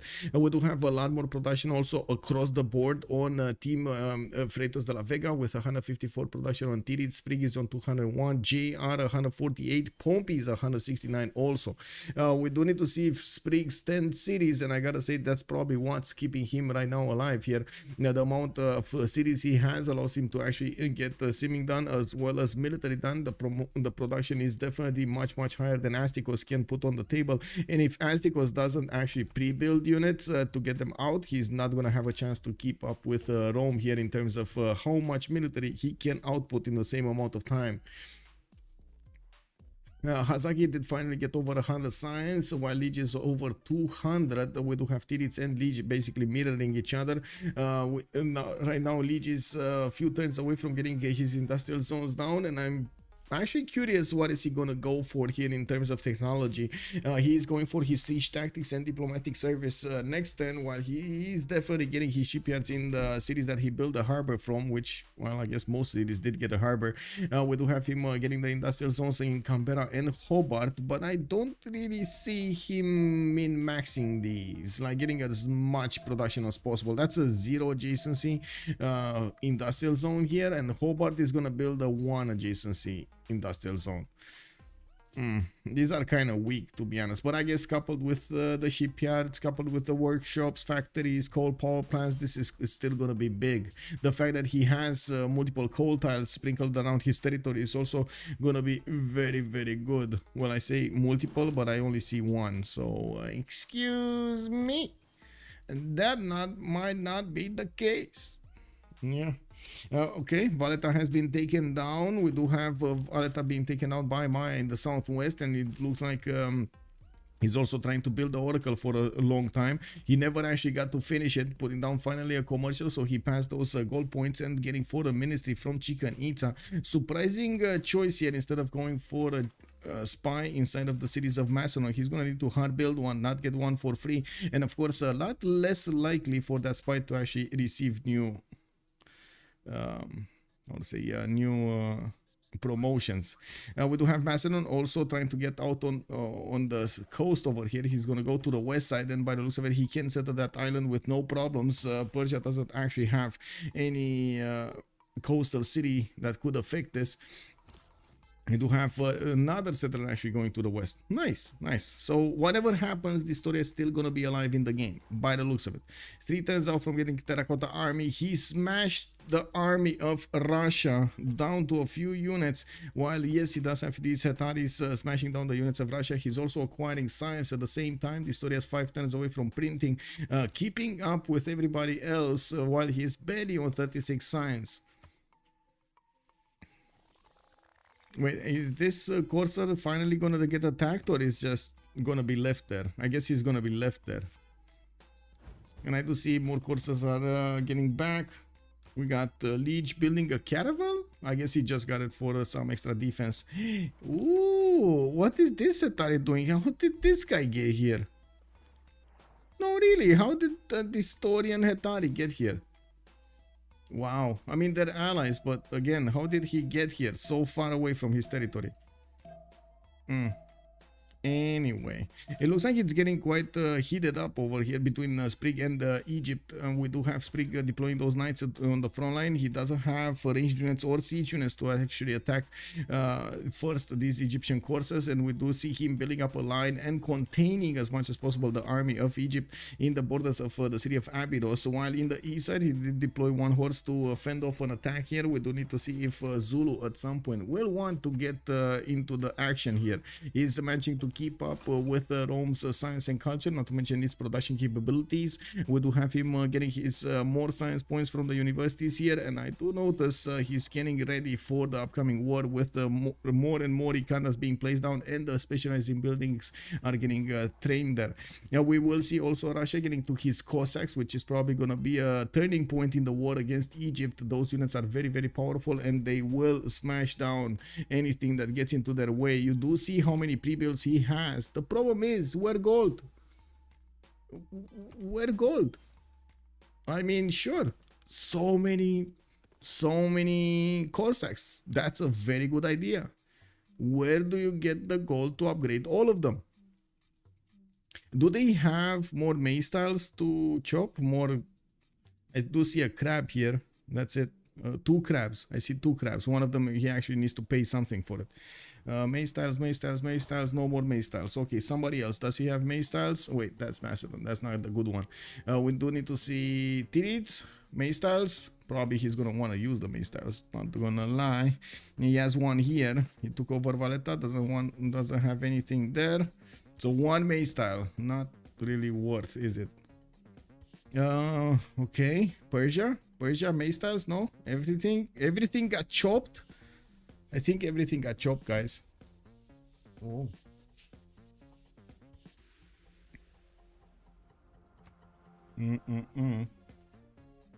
I never doubted Ulyss winning this game. Yeah, I can imagine.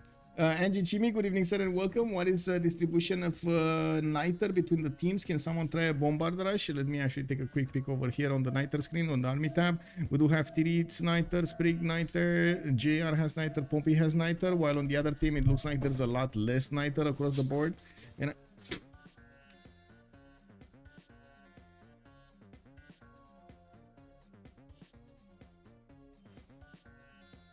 I have no idea what happened. So the cat popped in. I patted her, the cat just rushed out. She was like Ferrari, full speed out of here. Wow. Yeah, that is Athena. I guess she got a little bit how to say, stage fright. She got stage fright. It's too late for bombards. There will be calves soon, for sure. Sounds like a normal cat to you. Hello there, Groovy Fit. Good evening, sir, and welcome. Yeah. Well, we got spies coming up from Chichen Itza. Looks like universities are also going to need to be finished by Tirits, while there is a bigger and bigger military being built over here, trained in the cities of Pelamethon and Alexandria. We do have crossbows coming out. Terracotta Army going to finish for the extra promotions. We got spies in Methon, and I do have to say, you shouldn't really get them at the same time. Actually, that's a very big question. If he gets Terracotta Army at the same time as the spy, will the spy have a promotion or not? Will it? Will it? Will it? Oh, look at this. JR is gonna get back that wine settle. I don't think so. Macedon has the units, but they're gonna be 30 techs behind. Does the city number matter? Yes. City numbers matter, yes. Cool with? No. Yeah, I would say no. Yes. City number matters, yes. Soberman, good evening, sir. Okay, so Egypt is going to have a problem, right? Fend off attacks from Russia from the north, which is going to come in with Cossacks pretty soon. And also fend off Spring from the south, which is going to get his cuirassiers pretty soon. The problem is still the gold. They just don't have enough gold to get what they need when they need, so they can upgrade properly. Looking at the score screen here, they do benefit from quite a bit of gold on Pompey, and by the looks of it, he's going to need to upgrade a few units so he can defend against Macedon. His immortals do not have the upgrade button at the moment, but I do see him going for banking in Teutons. Okay, he wants more gold in his trade routes. Kick. Wait, you don't get the gold at banking. It's medieval fairs and something else, right? On Nether. It's the other one. It's the Cyrus that gets it at banking. What was it? Civil engineering, or was it something else? Or natural history? Maybe none. Anyway, I like the name is. I think it's either civil engineering or natural history, but yeah. Anyway, it is what it is. Is it colonialism? It's around there. Anyway, it's around there. Persia about to have an exciting time. Atropy, good evening, sir. Yeah, with all those promoted calves. Yeah, for sure. For sure. Look at all of these, man. Macedon getting all of the like level 1 promotions on the coursers. Oh my god. Hey, gonna be big. Let's see. The Historia getting finally finishing up his printing. Tirits is gonna get his ballistics. While I do notice these immortals are not gonna be strong enough to stop the units, the coursers moving through the river. Now we do need to see if Pompey is going to manage to get a strong army out quickly while he's two turning knights from the western cities. I do see the city of Mashhad is busy finishing up the university while the call was made. The mayor of Mashhad just decided the night is much better for the health of the empire.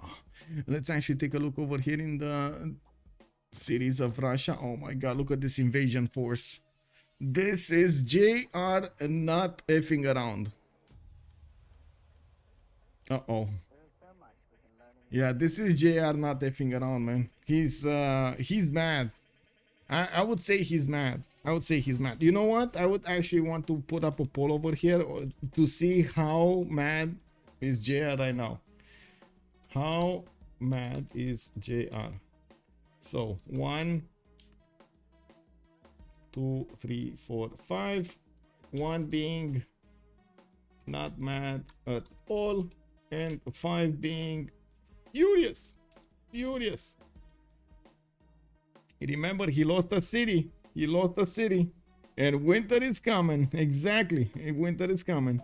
Am I crazy, or could Macedon take on both Maya and Persia? He will. I mean, with 1,000 military, 1,100 military and going, and that is before upgrades. You can imagine he can do it. He can try to do it at least. We do have Tirits here with a decent amount of advantage when it comes to the science, but the problem is the gold. The gold. I mean, he has the science to have the stronger units, but he needs to hard build them.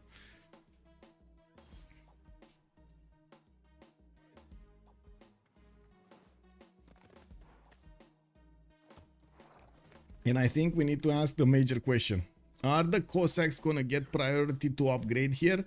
I would imagine so. like Cossacks, there are 2, 4, 6, 8, 10, 11, 12, and soon another 3 are going to be trained from his other cities, and more will be bought with faith. I would imagine this is the best investment they can do, so they can attack Egypt and keep on pillaging. With the pillages they're gonna get against Egypt from Egyptian commercial styles, mines, and so on. They will be able to fund other wars on other sides. So for example, with that gold, they can get Rome to upgrade his own units and keep pushing against Egypt from the south, and at the same time upgrade the Maya's units. Well, it looks like Macedon is not going to stand around. There is a line infantry being upgraded by Maya with his almost 300 science. It looks like Tiritz is not that scared of his opponent. Nationalism? That's a very good question. Let me actually take a look. Let me answer that question so we don't stay in limbo. Limba. Bamboleo. Education and scientific theory. Wow, I was so far off. Education and scientific theory. There we go. It's on the science tree. I was still thinking about the civic tree from Persia. Kick W, man. Anyway, it is what it is. Oh, there we go. They are putting everything into this upgrade of the Cossacks, and we do have 2, 4, 6, 8 of them upgraded with a general also for them.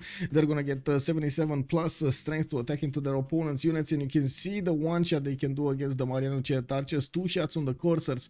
If we don't have Astikos getting to his own calves, this is gonna be a disaster. But Astikos next turn, he's gonna get the military science going, and even if some units are pillaging his territory, he's gonna get also quite a few calves upgraded. They do have a lot of gold on them. This will allow them to upgrade the units in the north and in the south. Quite a few of these units deployed to defend the city of Abydos have been redeployed towards the north. They are on the way, while of course the Cossacks are getting into do the damage against their opponents. The calves are getting also upgraded here. Ooh, massive investment. Massive investment. Distoria? Okay, pushing into Hamatana, forcing Persia to build more units and not just happily simming away until the end of the game. He's gonna do quite a bit of damage here and also pillage quite a few tiles. It's a very Susi Egypt. Also, what generals does Egypt have? Let me actually take a look on Egypt here. We did have Timur. We got Timur here. Wait, Timur is Renaissance, right? Medieval Renaissance, yes. Not industrial. He's medieval Renaissance, not industrial. The difference is big, because you do see in the industrial era we do have the calves, we got the cuirassiers and the field cannons. Well, yeah, that general does not affect those. It affects the coursers, it affects the knights, it affects the musketmen and the bombards with the pike shots. It does not affect these industrial units. And this is a bit of an issue for Egypt. He just lost his general. Oh, wait, he has another one? No, this is just Timur being Timur. Now, I do also notice there's a bit of a missing point of damage here on Russia's Cossacks. He's missing the wars of religion. What is he? What is JR in the tech side? Nationalism coming up in 6. He's gonna have the cores. Cossack cores ability. Oof, that's gonna be tough. Very tough to handle. And how much faith does he have? He's on 129 faith at 10. He's losing so much gold though, but it's probably worth it for the amount of damage he's gonna do against his opponent. Remember, he can keep on going until he hits Australia also. We do have Hong Kong also defeated. Where is Hong Kong? Or where was Hong Kong? Wow. Chat is saying JR is furious. I can totally believe that. Defender or Crusade? I don't think he got any, but let me double check.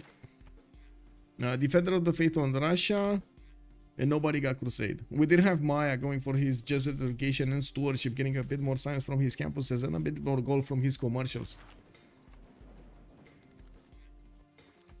Oh, Cossacks actually going a little bit closer to Australia, trying to figure out what's there. And if Australia is gonna come with a few units against him, we do have Russia starting to get all of the Cossacks towards the north of Thebes, while he's gonna need to confront all of these camps of his opponent. We do need to see if he's gonna have enough strength to punch through them.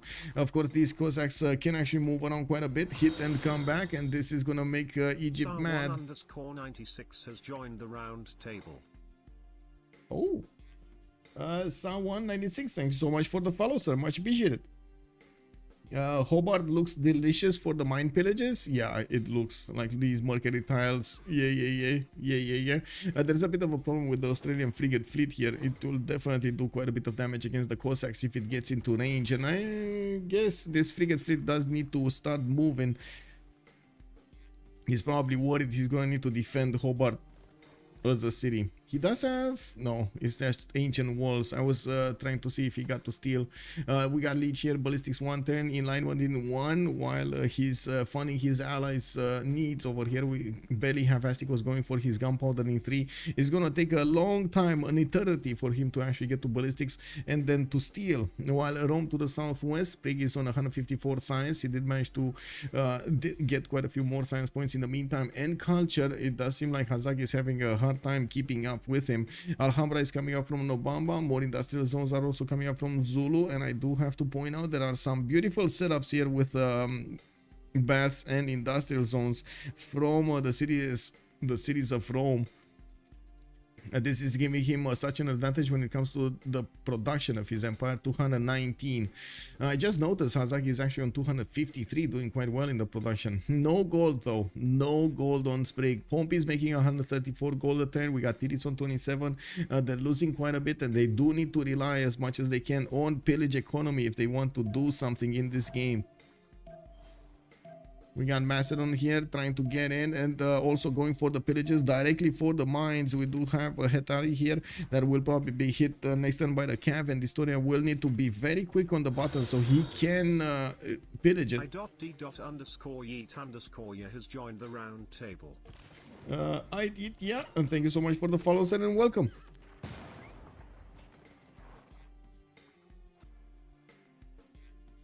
Okay, so mine pillage. It is what it is.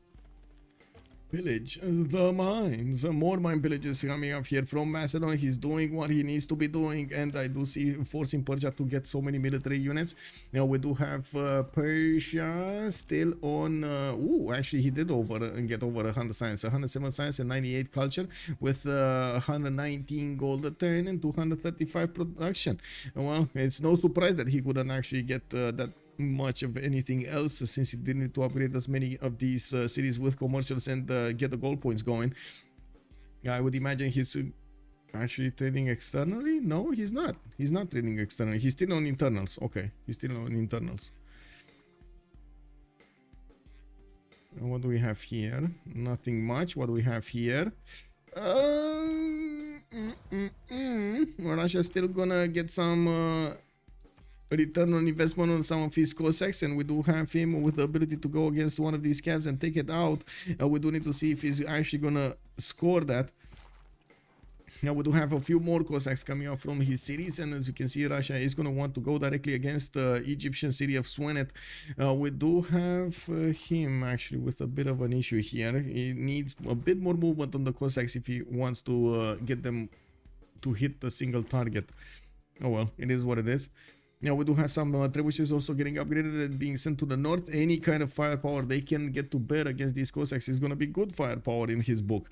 Now we do need to see if Russia is going to get to lance move against the Egyptian city of Swenet, while of course some of these Russian courts are getting into the borders of Australia. They're going to try to pillage as much as possible everything that they can get their hoofs on. Looking at Australia, we do have him almost at 200 production, with more than 200 gold on his side and 258 science. He's in a free inquiry golden age, of which he has another 5 turns to go. Yeah, he did also manage to get the statue of Zeus, and I do notice his Oxford University is coming out from Sydney. I'm a bit surprised we didn't have statue of Zeus on Zulu, not gonna lie about that. Anonymous gifter dropping 5 gifted subs. Thank you so much, sir. Much appreciated. We got some new subbers here, some new Knights, we got TFT Ellie, we got Camriel, Kevster 3125, Kithnia, and Holland. Welcome everybody. Any primers? That's a very good question. Any primers here? We got any primers? We got any primers? Woo woo. Gov Plaza from Australia in danger. Let's actually see. Gov Plaza from Australia. Gov Plaza from Australia is safe. Is safe. He got actually to take out that Cossack. It's fine. It's safe. Hey, groovy! Thou shall be knighted primer. Groovy feet. Easy clap. Thank you so much, Groovy, for the prime. Much appreciated. And yeah, there we go. We got a prime. And we got almost a choo-choo. We got a choo-choo. Anyway, now we do have the units of Russia also at the same time going against Egypt from multiple sides, from the north and in the south. It looks like Australia is scrambling to stop the bleed here, while we do have quite a few Cossacks also getting their promotions. It does seem like Russia will need a few stronger units and more units to actually take out both of his opponents here. Now, we definitely need to see Rome also getting in to the war here. Abydos is only with a skeleton defense with only 2 of these calves deployed there, but with Governor Victor inside of the city center. Looks like Sprig is on 153 science, and I do see him Celestial Navigation and Reformed Church. Wait a second, does he does have the upgrade button. It's just a matter of upgrading his units. On the west side, looks like Macedon has also successfully pushed into the Persian territory, pillaging quite a few tiles over here, quite a few mines. I do see 3 of them, and one of the districts. Was that a campus? That looks like a market. Yeah, that's a commercial, not a campus. Okay, so 2 times commercial pillage with 3 mines. That's a lot of gold. That is a lot of gold. They actually got all of the gold they need right now. The Historia 475 science, 475 points of production. And we got the biddies. Woo woo, choo choo. Hype train incoming. Now, in Moonstrat, thank you so much for the 100 biddies. JR should take back and attack to Macedon. Yeah. Let's see what's gonna happen here, because Australia's cuirassiers are actually quite dangerous against the Cossacks, and these Russian units are getting into the City of Thieves, and we got 100. woohoo! Another 100 from Heining Dave. Thank you so much, sir.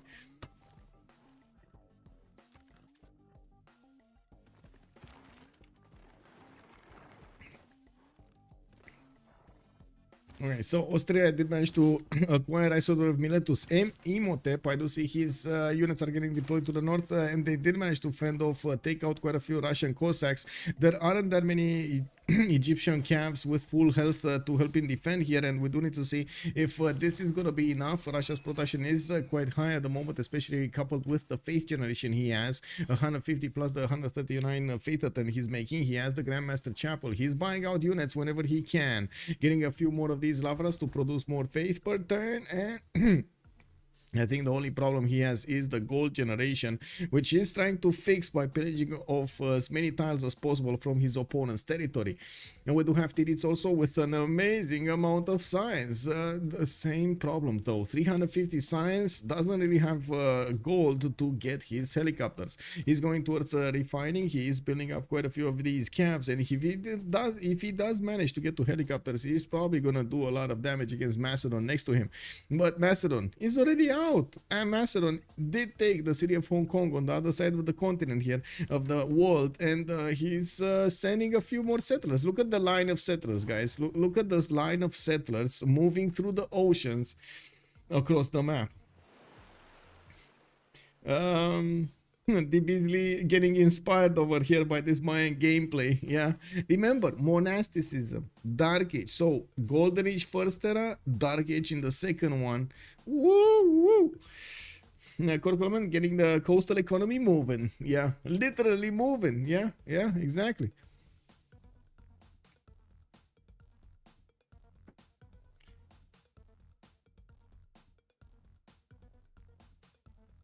It has not 700 science. Now it was my bad. Oh, Chill Brains, good evening, sir. Is he doing hash strats?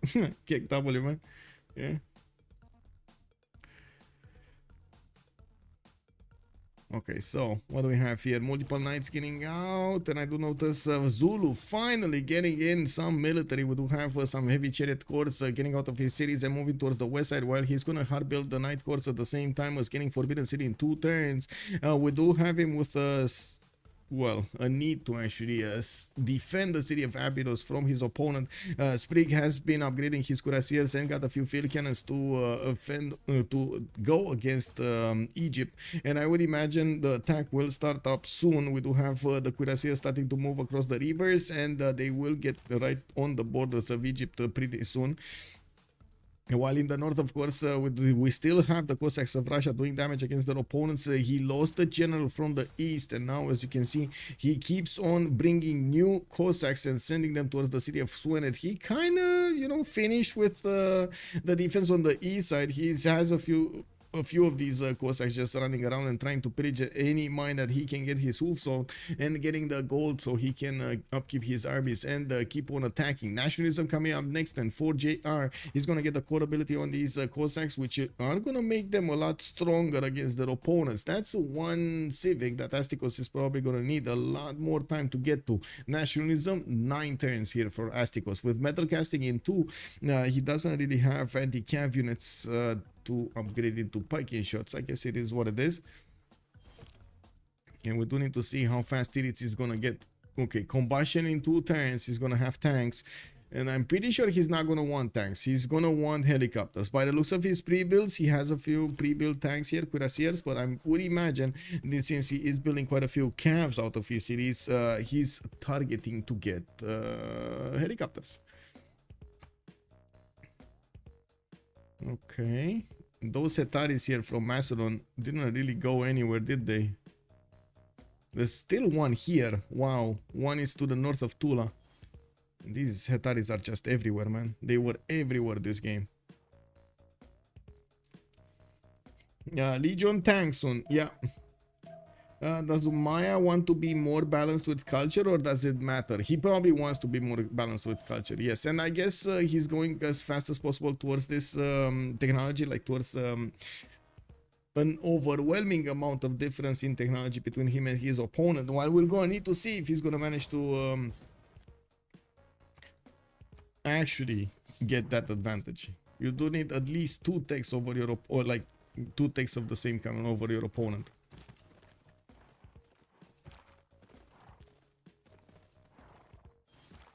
Oh man, that's an easy picking over here. That Egyptian cav is gonna get it. He's gonna get it. The Monasticos special. Yeah, exactly. Well, I guess Monasticos in this game in particular didn't actually end up with that much, you know, faith to use, or science to use. I'm actually quite curious if Rome is going to be successful in taking on Abydos. We do have him with quite a few field cannons that are definitely going to do the damage against the Egyptian calves, and he has an impressive amount of units that are getting deployed. They will get stopped by a few Zulu units, and of course Zulu does have a great general for them.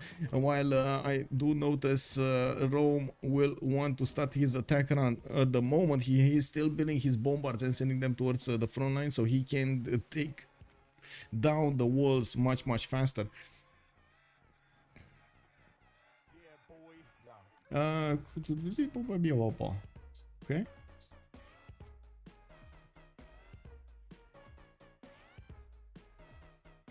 Zulu ballistics on 3. Yeah. Yeah. I think he finished ballistics. Yeah, he did finish ballistics. He finished. He has a cuirassier core, so he finished ballistics. Rome, I think he just finished his core ability, so nationalism, so he's also gonna have cores. It doesn't look like Zulu's gonna have the advantage here, and since Zulu doesn't have a lot of military, he's gonna need to hard build it or pre-build it, which is required quite a bit of time, versus Rome, which already has it. And I guess it's all about how fast he can take the damage, he can do the damage against Abydos, versus how fast Zulu can get an army out and send it to fend off attacks from Rome.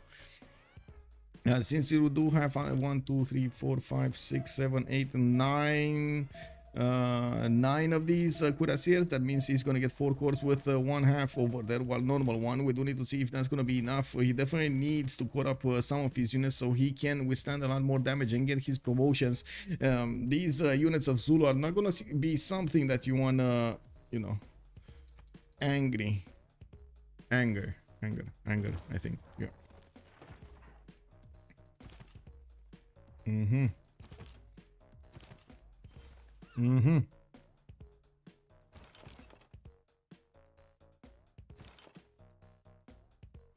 Okay, what's happening in the north? Russia getting in, Egyptian CAF trying to get out on the, getting into the water there, crossing the water. There are the CAFs that did manage to win the war to the northeast are getting redeployed. And to be honest, it does look like Russia failed his attack against Egypt.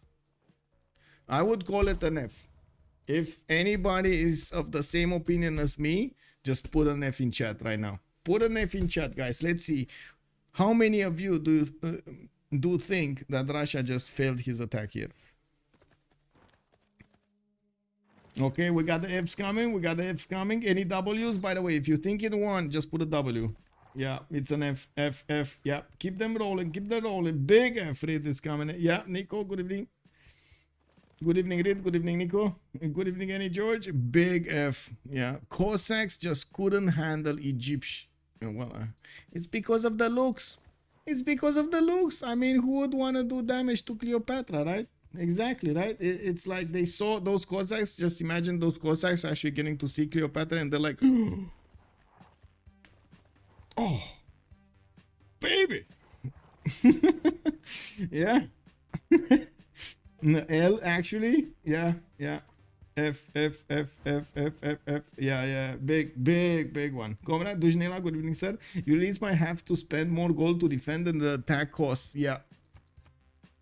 Might have. But to be honest, they were still benefiting from a lot more gold than their opponents. So I guess in all, they could afford it while their opponents were barely spending those gold points so they can get the Cossacks upgraded.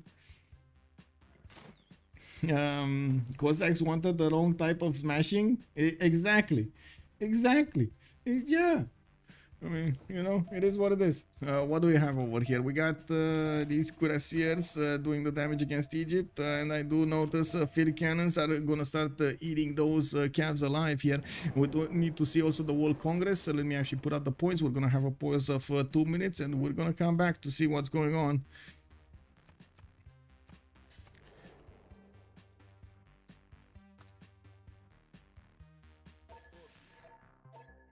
Oh, it's gonna be a break after the Congress. So we're gonna put the break on 12, I guess 12 minutes, right? I'm gonna put a timer.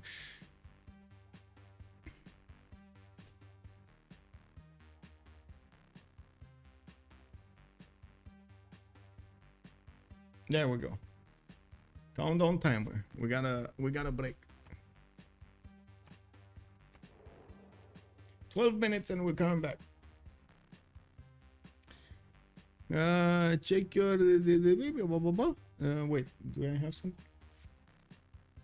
Oh, I do. Drop one.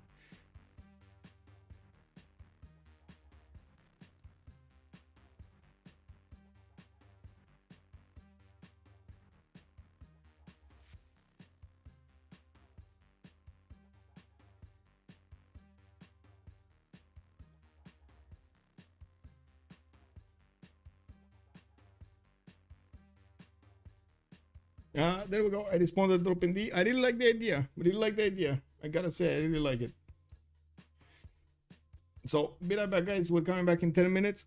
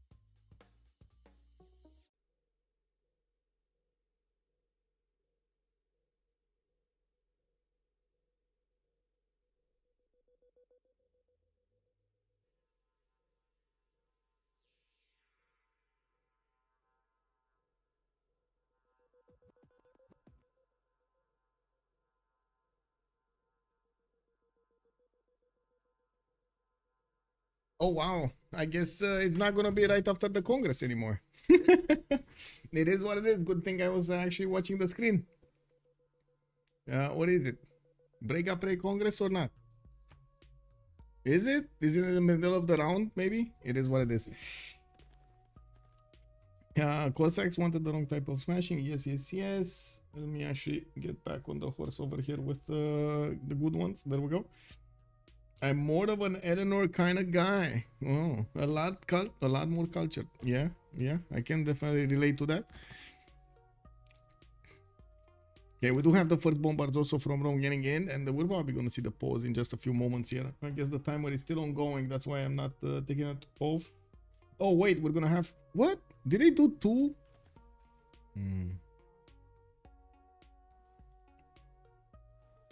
Did they do 2 turns since I was away? Oh my god, totally thought they're going to go for a pause. It is what it is. Let me turn off the timer then. Ce faci, mă, acolo? Hai, fi sus. Hai. Come on. Come on. Hai. There we go. Oh, we got tanks from Maya. They did manage to upgrade quite a few of them, and by the looks of it, they will start smashing through the cities of Macedon. Not that they care that much, and it looks like the cat is actually scared of me talking that high pitch, well, high up in volume. We do have theater squares also coming up from Australia, while he is trying to get the science points. He's on 257 science and 114. He did manage to keep up most of his science, while I do notice Sasaki did jump up to 212 and 130 culture. He's definitely overmatching Sprig's stats here. Sprig is on the offense, so we will need to see if Zulu is going to manage to get out of this and try to attack into his opponent. It would have been, of course, much better if they attacked at the same time. They just didn't have the gold to do it. They had the units, didn't have the gold. We do have also Zulu scrambling to get his military academies out. In the tech side, he's probably going for his combustion. We do have him stealing 3 turns, man, catalysm in 1. While in the meantime, he just needs to use his production capabilities to keep on pumping out units so he can actually go against Rome and fend off this attack against Abydos. I would imagine the city of Abydos is going to be taken out, no problems. Timer? Yep. Thank you, Heinig. Thank you. I'm so sorry, I actually missed that 1-2 minutes that I did.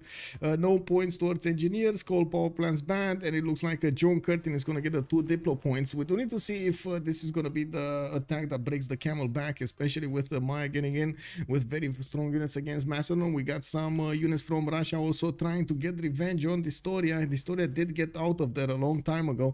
He's actually sailing away towards richer continent towards a richer continent on the west side, getting as many cities as possible, right behind Leech here, right next to Leech and Zulu.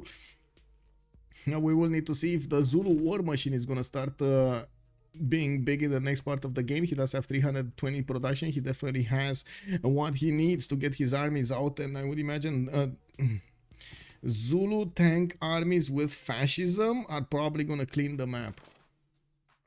Let's see what he's gonna do. We got a counterattack here from Egypt. Looks like he's moving his camps a little bit higher, a little bit to the north. These Cossacks are probably gonna be way too strong for them to apply their power, especially with the +5 next to that border of Russia. Finally, some more commercials coming out of the cities of Russia so he can get his economy balanced. They were relying on Pompey for the longest time in the game. I do see Asticos 63 science and 38 culture. Doesn't seem like he has any more teeth to keep being relevant here. He just needs to try to focus on slowing down his opponents from taking over his cities while he can maybe get to ballistics. Yeah, next time he's gonna get ballistics. He's gonna get a stronger unit to upgrade from the knight to the cuirassier, and we do need to see if that will actually help him out, because it does look like he lost the best tiles that he could have had against Abydos, and he's trying to get back the other ones. We do see the bombards are going to get in, and with the bombards it's going to be much easier to attack into the city's center and take down the walls, not to mention the city's health.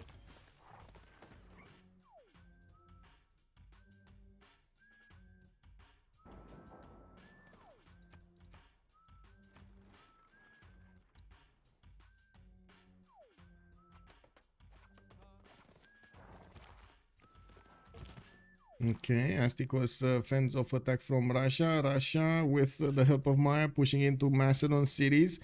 These tanks are killing one unit a turn here. The good thing is for Macedon, there aren't that many tanks coming against them. With only 3 tanks that could have been upgraded here, it looks like Maya is going to take quite a bit of time to take out the cities of Macedon. We don't really have attacking units from Persia. He is getting his science, he's getting his upgrade buttons, but he's not actually investing any kind of gold into this. He does have 189 gold, which is much better used for the units of Rome. We do have Maya also sending... baby, Cavs are getting in on the east, and these are gonna turn into helicopters in 3 turns. Tiris is gonna get his nationalism in 5. Definitely a much stronger unit than Egypt can actually handle.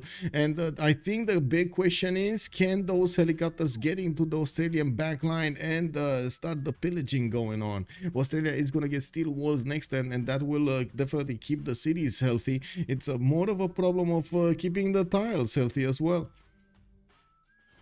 If Macedon has industrial general, I don't think he can push into Macedon. Hello there, sir, and welcome. 3 tanks are not enough. I do tend to agree. 3 tanks are just not enough. Does he have industrial general? Give me a second. I don't... I guess if he has industrial general and has the gold to upgrade and will upgrade a lot of units here, Distoria will manage to fend off something. I do see he has the cuirassier upgrade. He has the cuirassier upgrade. He's just not upgrading, or at least not right now. He needs a lot more, a lot of gold, and they do benefit from a lot of gold if he wants to upgrade. I'm actually curious if they're gonna do this. Does he have general? Let's see. Gustavus Adolphus. He does. He does have an industrial one, not the modern one, an industrial one, but it's perfect for the cuirassiers and the field cannons.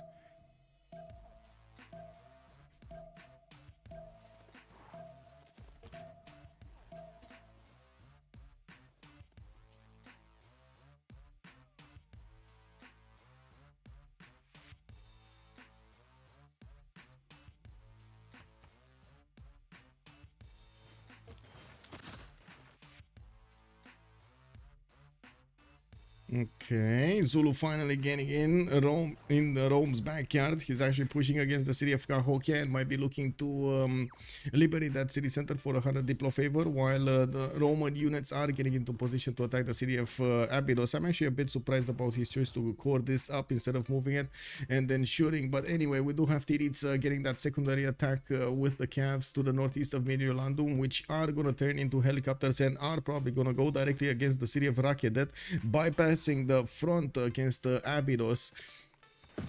Now we do need to see if also Russia is going to have enough faith and enough willpower to actually get the new Cossacks out towards the southeast and keep the pressure on his next door neighbor Asticos. He will need to also do something about Australia here, and his science numbers with his culture numbers are just not looking that great. The war has been taking a toll over here on Peter.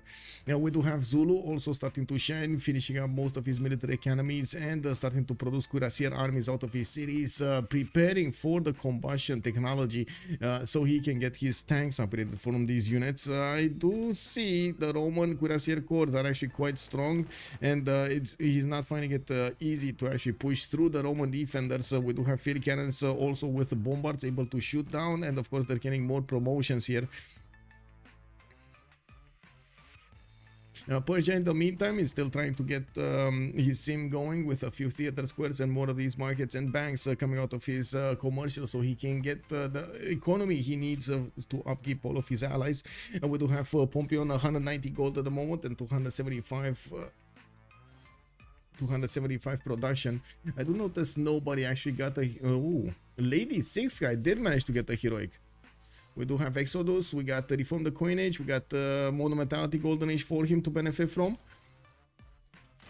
Not bad. And we still don't see Macedon upgrading units. He's just not caring. He's not caring. He has 3 tanks just pillaging and doing damage to his empire. He's not caring at all. Getting a few field cannons, I guess, in the city of Pella. Hey.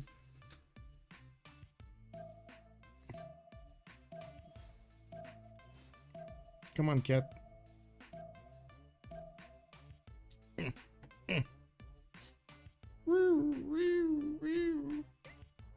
Come on. Hello? Yeah? No?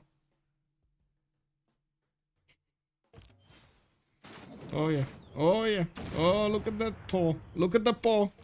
Don't press buttons. Oh my god. No, leave the keyboard. Okay, here.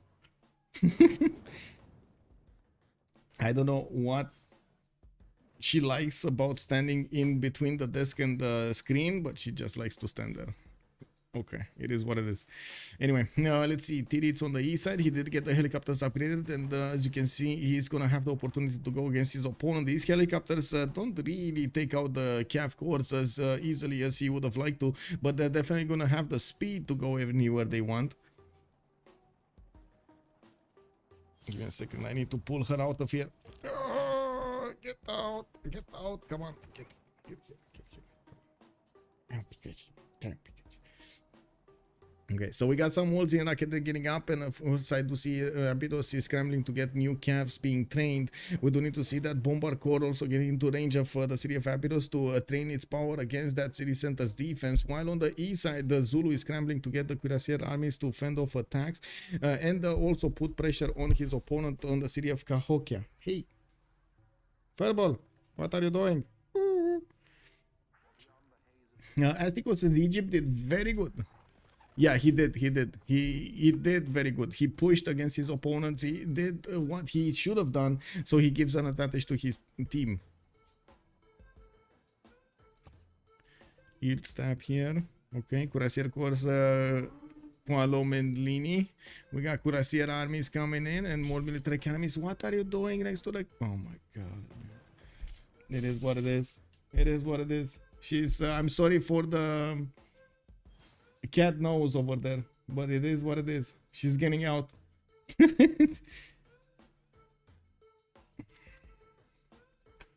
Hi.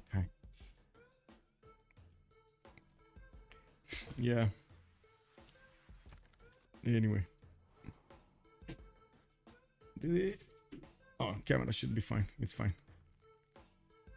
Okay, 80 crews also coming in on the defense on the cities of Thebes, while we do have the Russian Cossacks still doing damage against Egypt and trying to do some damage in the takeover cities. It does seem like the Russian units do still want to get in behind enemy lands, go towards Australia. We do have Ethiopian helicopters also getting into the borders of Raket from the west, while they cannot do that much damage against the cav cores. They can do damage against these normal calves. That's not going to be an issue. And the Cuirassiers.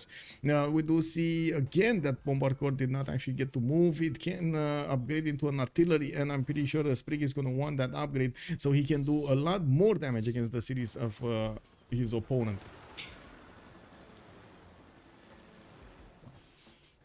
Yeah, big. Okay, what's going on here? Where's the military? Cuirassier armies, Bombard armies. Yeah, this is Sasaki just getting up for all out war against Rome. And I would imagine with his science advantage, he is gonna get where he wants to get quite fast. Sprig is still gonna get his combustion, and we do have Hasaki not that far off. But I do believe Zulu is gonna have the strongest stick here, and especially has much better timing when it comes to getting to his fascism with 148 culture. He's still far off to get fascism, but he is well in front of Trajan on that part of the game. Now we also see the retreat of the Russian units from the borders of Thebes. He wants to keep as many of these Cossacks alive, while he didn't actually get new ones. We do need to see if Russia is going to get back on track. He's finding it very hard to balance out his economy and at the same time get stats. He is working on those traders, which are going to give him quite a few advantages from the gold and giving his teammates advantages. We do need to see if that will be what he needed to do. Okay, looks like the Cuirassiers are still alive here from Rome, right next to the borders of the city of Abydos. And we do have the Mayan helicopters getting into Rakedet to finish off the remaining units of Egypt. We do have quite a few of them, strong enough to punch through the remaining defenses of Egypt, while of course we will need to see some Australian units getting in. The Diggers are out from Launceston and going towards the west side. These are going to be very strong units, I gotta say. Used a 91 defense against the helicopters 89. What do we have here? Oh, one tank has died and another one is about to. No cities have been taken from Macedon. Wow. Guys, this was basically, you know, Macedon just cutting out the fat. This is what happened here. Macedon wanted to just get rid of the fat, so he just sent those units in front, let the tanks handle them, while he was building new ones in behind and training them, and just took out tanks when he thought, okay, you took enough fat now, it's fine, we can balance it out, it's fine, let us train new units. Stick and stone over tanks, exactly. Oh my god, look how many these Tititian tanks are getting smashed there, slowly but surely, chipped away. Okay, so artillery is gonna need to move now. Still doesn't have a channel for these units, and of course I do see it needing 2 moves to actually get there, 2 turns to get there. New artilleries are also getting in from the southwest, and he's gonna need a few more turns to get everything he needs. Helicopters are also getting promoted here, and some of them he's scoring them up so he can do more damage against his opponent. Now that is not gonna be a problem against the cav corps. Those helicopter corps are gonna be strong enough to punch through the defense. Now we do have Liege scrambling to get his biplanes in the air and also building up his research labs. They're getting hit by Haboob in the city of Thebes, which is probably going to move towards the east side and smash into a few Australian defenses. We do have a Holy Site Purge also coming up from Australia, which I imagine is for Mahabodhi Temple. Where is his Holy Site? It's here. And he has a forest remaining there. So Mahabodhi Temple. Looks like Liege is still working on getting his Diplo. Not bad. Let's see his Diplo. So we got Asticos, not gonna matter that much with the culture. We do have Diplo. Liege is on 8 points out of 20. Still can get 2 plus 3 plus 1. I don't think anybody built Mahabodhi Temple.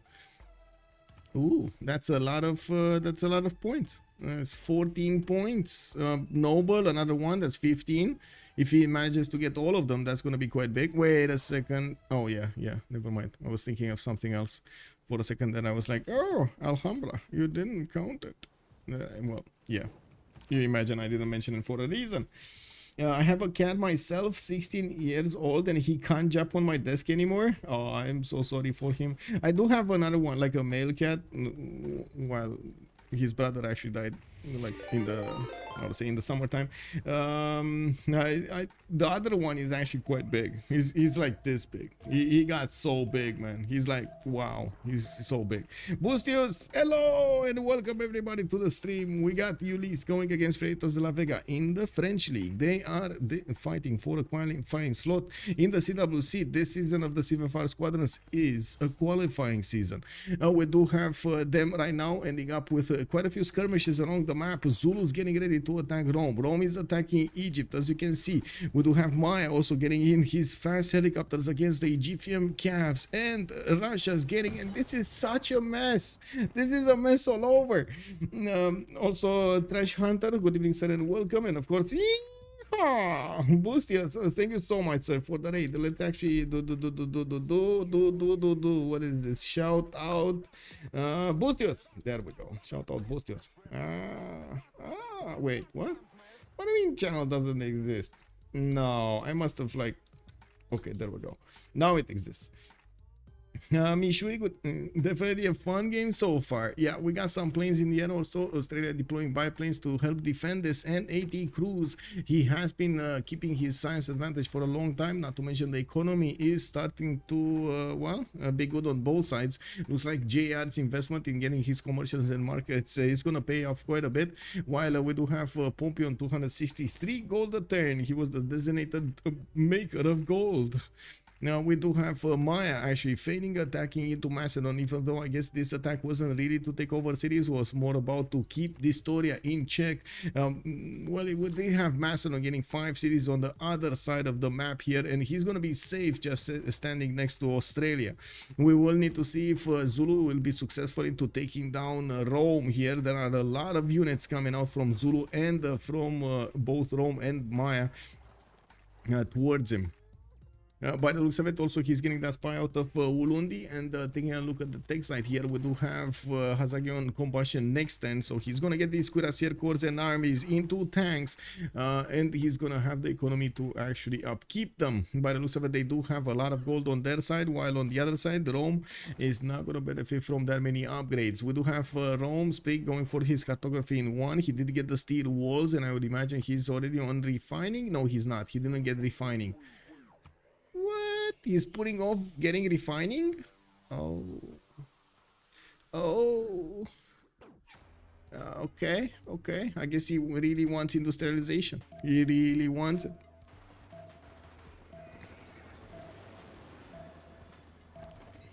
Yeah, Mayan units getting in. No defense here to be put against these units. Way too strong, especially after they're gonna get their promotions and repair themselves, core themselves up. That's gonna be amazing.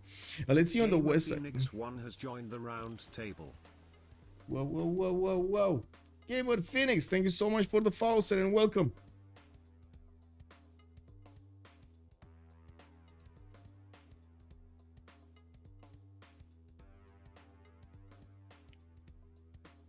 Ooh. Yeah.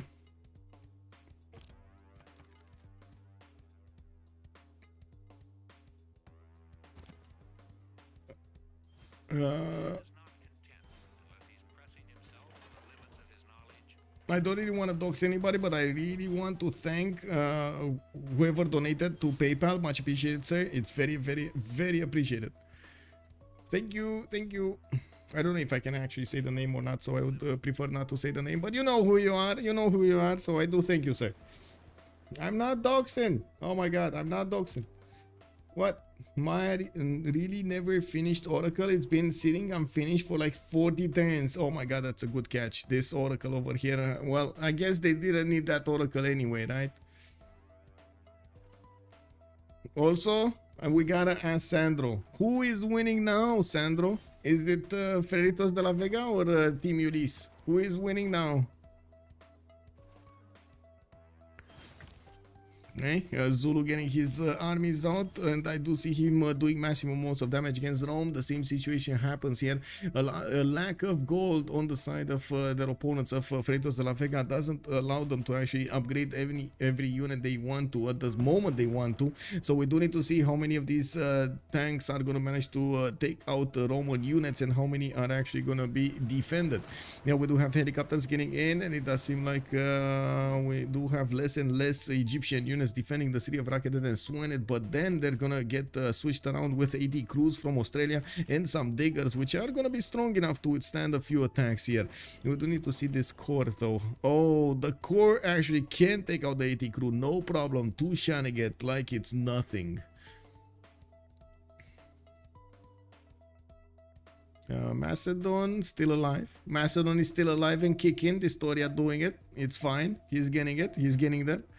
Do we have him with steel walls? Well, not yet, but he is plastics in 4. Yeah? No, sorry. The story is rifling in 8. Sorry. I don't know why I was looking Hazagi. Wait, is Abydos gonna be taken out? This city needs to be, by the way, needs to be raised to the ground. Oh no! Spriggin's getting back, not wanting to do the moves against Abydos, not trusting in his abilities to take that city.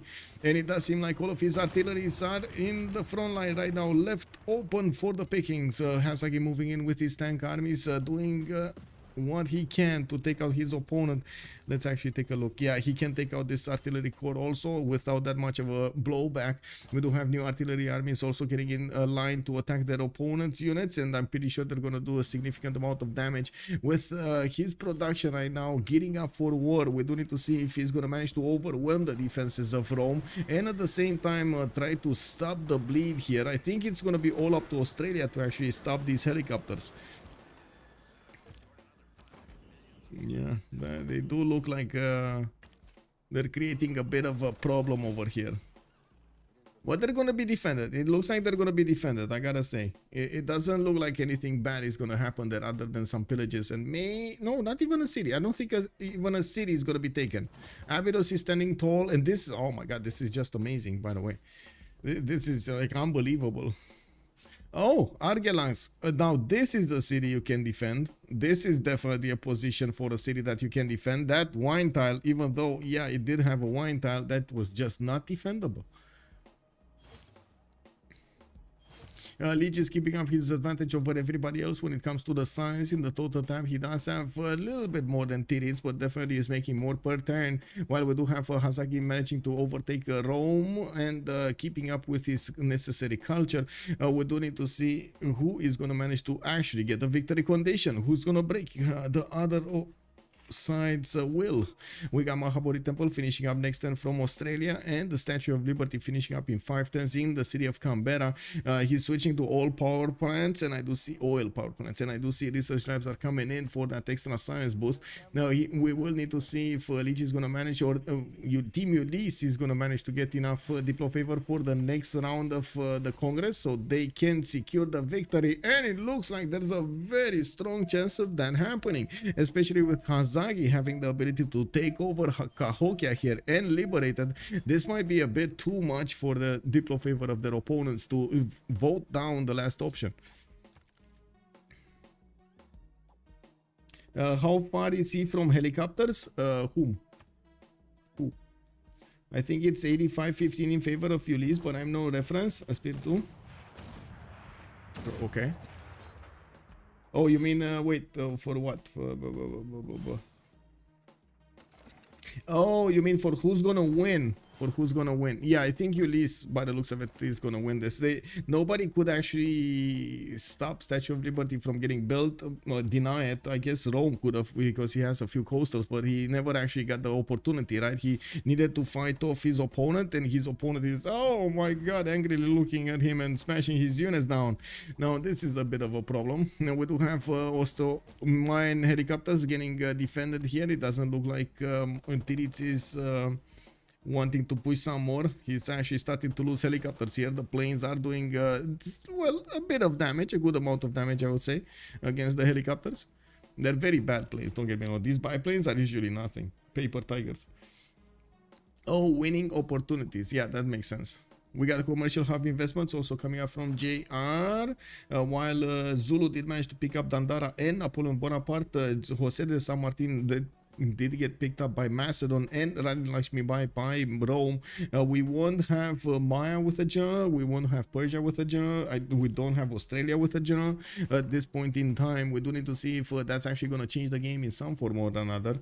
Rome is going to get his industrialization next turn, preparing his empire with a bit more production to put into his war effort. He did manage to upgrade a lot of units, but is this going to be enough? His units are just normal ones or a few core ones, but his opponent is coming in with tank armies, extremely dangerous ones, with extra intel on Rome with only +3, but still it is putting an advantage on Zulu's army. With multiple artillery armies also getting out of the cities of Zulu, I would imagine he's gonna start shelling the cities of Rome pretty soon. To actually guarantee the win in the World Congress, they would definitely require Cahokia as a liberation. Those 100 Diplo favor points are extremely valuable. We have... Oh yeah, Liege is worried that he's gonna lose a lot of Diplo favor. Angkor Wat in Melbourne in 3. I do see broadcast centers coming out. I do see Mice trying to get in with the helicopters, getting some help from the farms. While Zulu moving his tank armies, these guys can actually take out the helicopters with not that much of an issue.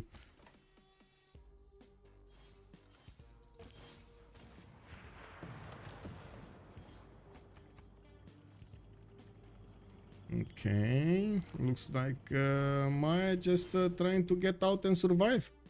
Can't really do much anymore there. We got one tank of Maya also next to the cities of Macedon, not really doing much. Macedon, forced Persia to actually get a few more units, and I do see Pompey did upgrade to cuirassiers. We don't really have him investing that much into his military because he wants to help out his allies get an advantage. I do notice, of course, the science is not that great, and it's not like Tirits will get that much culture to get to fascism at the same amount of time as Hazagi. And also his science is not that far apart. Hazagi, whoa, Aztec was dropped. Uh-oh. Well, I guess we're gonna have that pause they were talking about. Force pause, but this is a pause. This is GG unless Ulyss makes a huge mistake. It might be, sir. We're getting very close to that moment to see if Leech is gonna get everything he needs. He's on 10 out of 20 points for a Diplo victory, and 3 turns out from getting another 3 from Statue of Liberty. That's gonna put him on 13. I don't think he built Potala Palace. I might be mistaken, but I haven't seen Potala Palace built anywhere. A bit of a surprise we don't actually see him prioritizing it. Did somebody build it? Trying to find it. No. Here, maybe? Oh my god, this Oracle still hasn't been finished. Okay, no Potala here, so that's still an available option. Do we have it on maybe Persia? No, I don't see Potala. Did any of you see Potala somewhere? I didn't see Potala.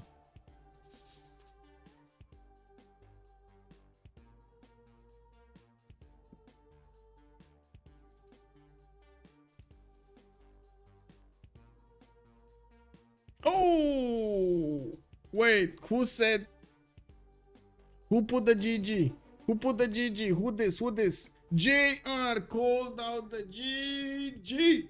We got Ulyss winning their first game, their first matchup against Freritos de la Vega in this CivFR Squadrons. Of course, the qualifiers for the CWC. Very big. Very big from them. Amazing. They did try their best. They poked around each other quite a bit over here during the game. With JR and Astigos have been fighting for the longest time here. Zulu got the gold, Australia got the golden science, Rome trying to fend off attacks from Egypt and also take out his cities. Couldn't get there, while Maya did try to force his science advantage against Macedon. Macedon was just massive. He was sending units everywhere, slowing down their opponents and ripping apart their gold per turn. And we did have also Pompey try struggle as much as he could to get the gold for his teammates and generate an economy that would actually upkeep those units. We will go into the post-game chat right now. I do have to mention this is the first French league. They will talk a lot in French, probably like 99% of the time they will talk in French. Thank you so much for everything. I guess I can actually send you to Malmstream to have the same, like basically the same experience. It's not like you're gonna find something else here. So I will actually raid the Malm after a few minutes. Thank you so much for everything. And I do want to say, much appreciated for the follows, for the subs. It does help me going. I do also want to say, if you're checking this video out on YouTube, don't forget to leave a comment down below. Of course, subscribe to the channel and get all of the notifications over there. The little bell does help you out quite a bit to know about when the games are started.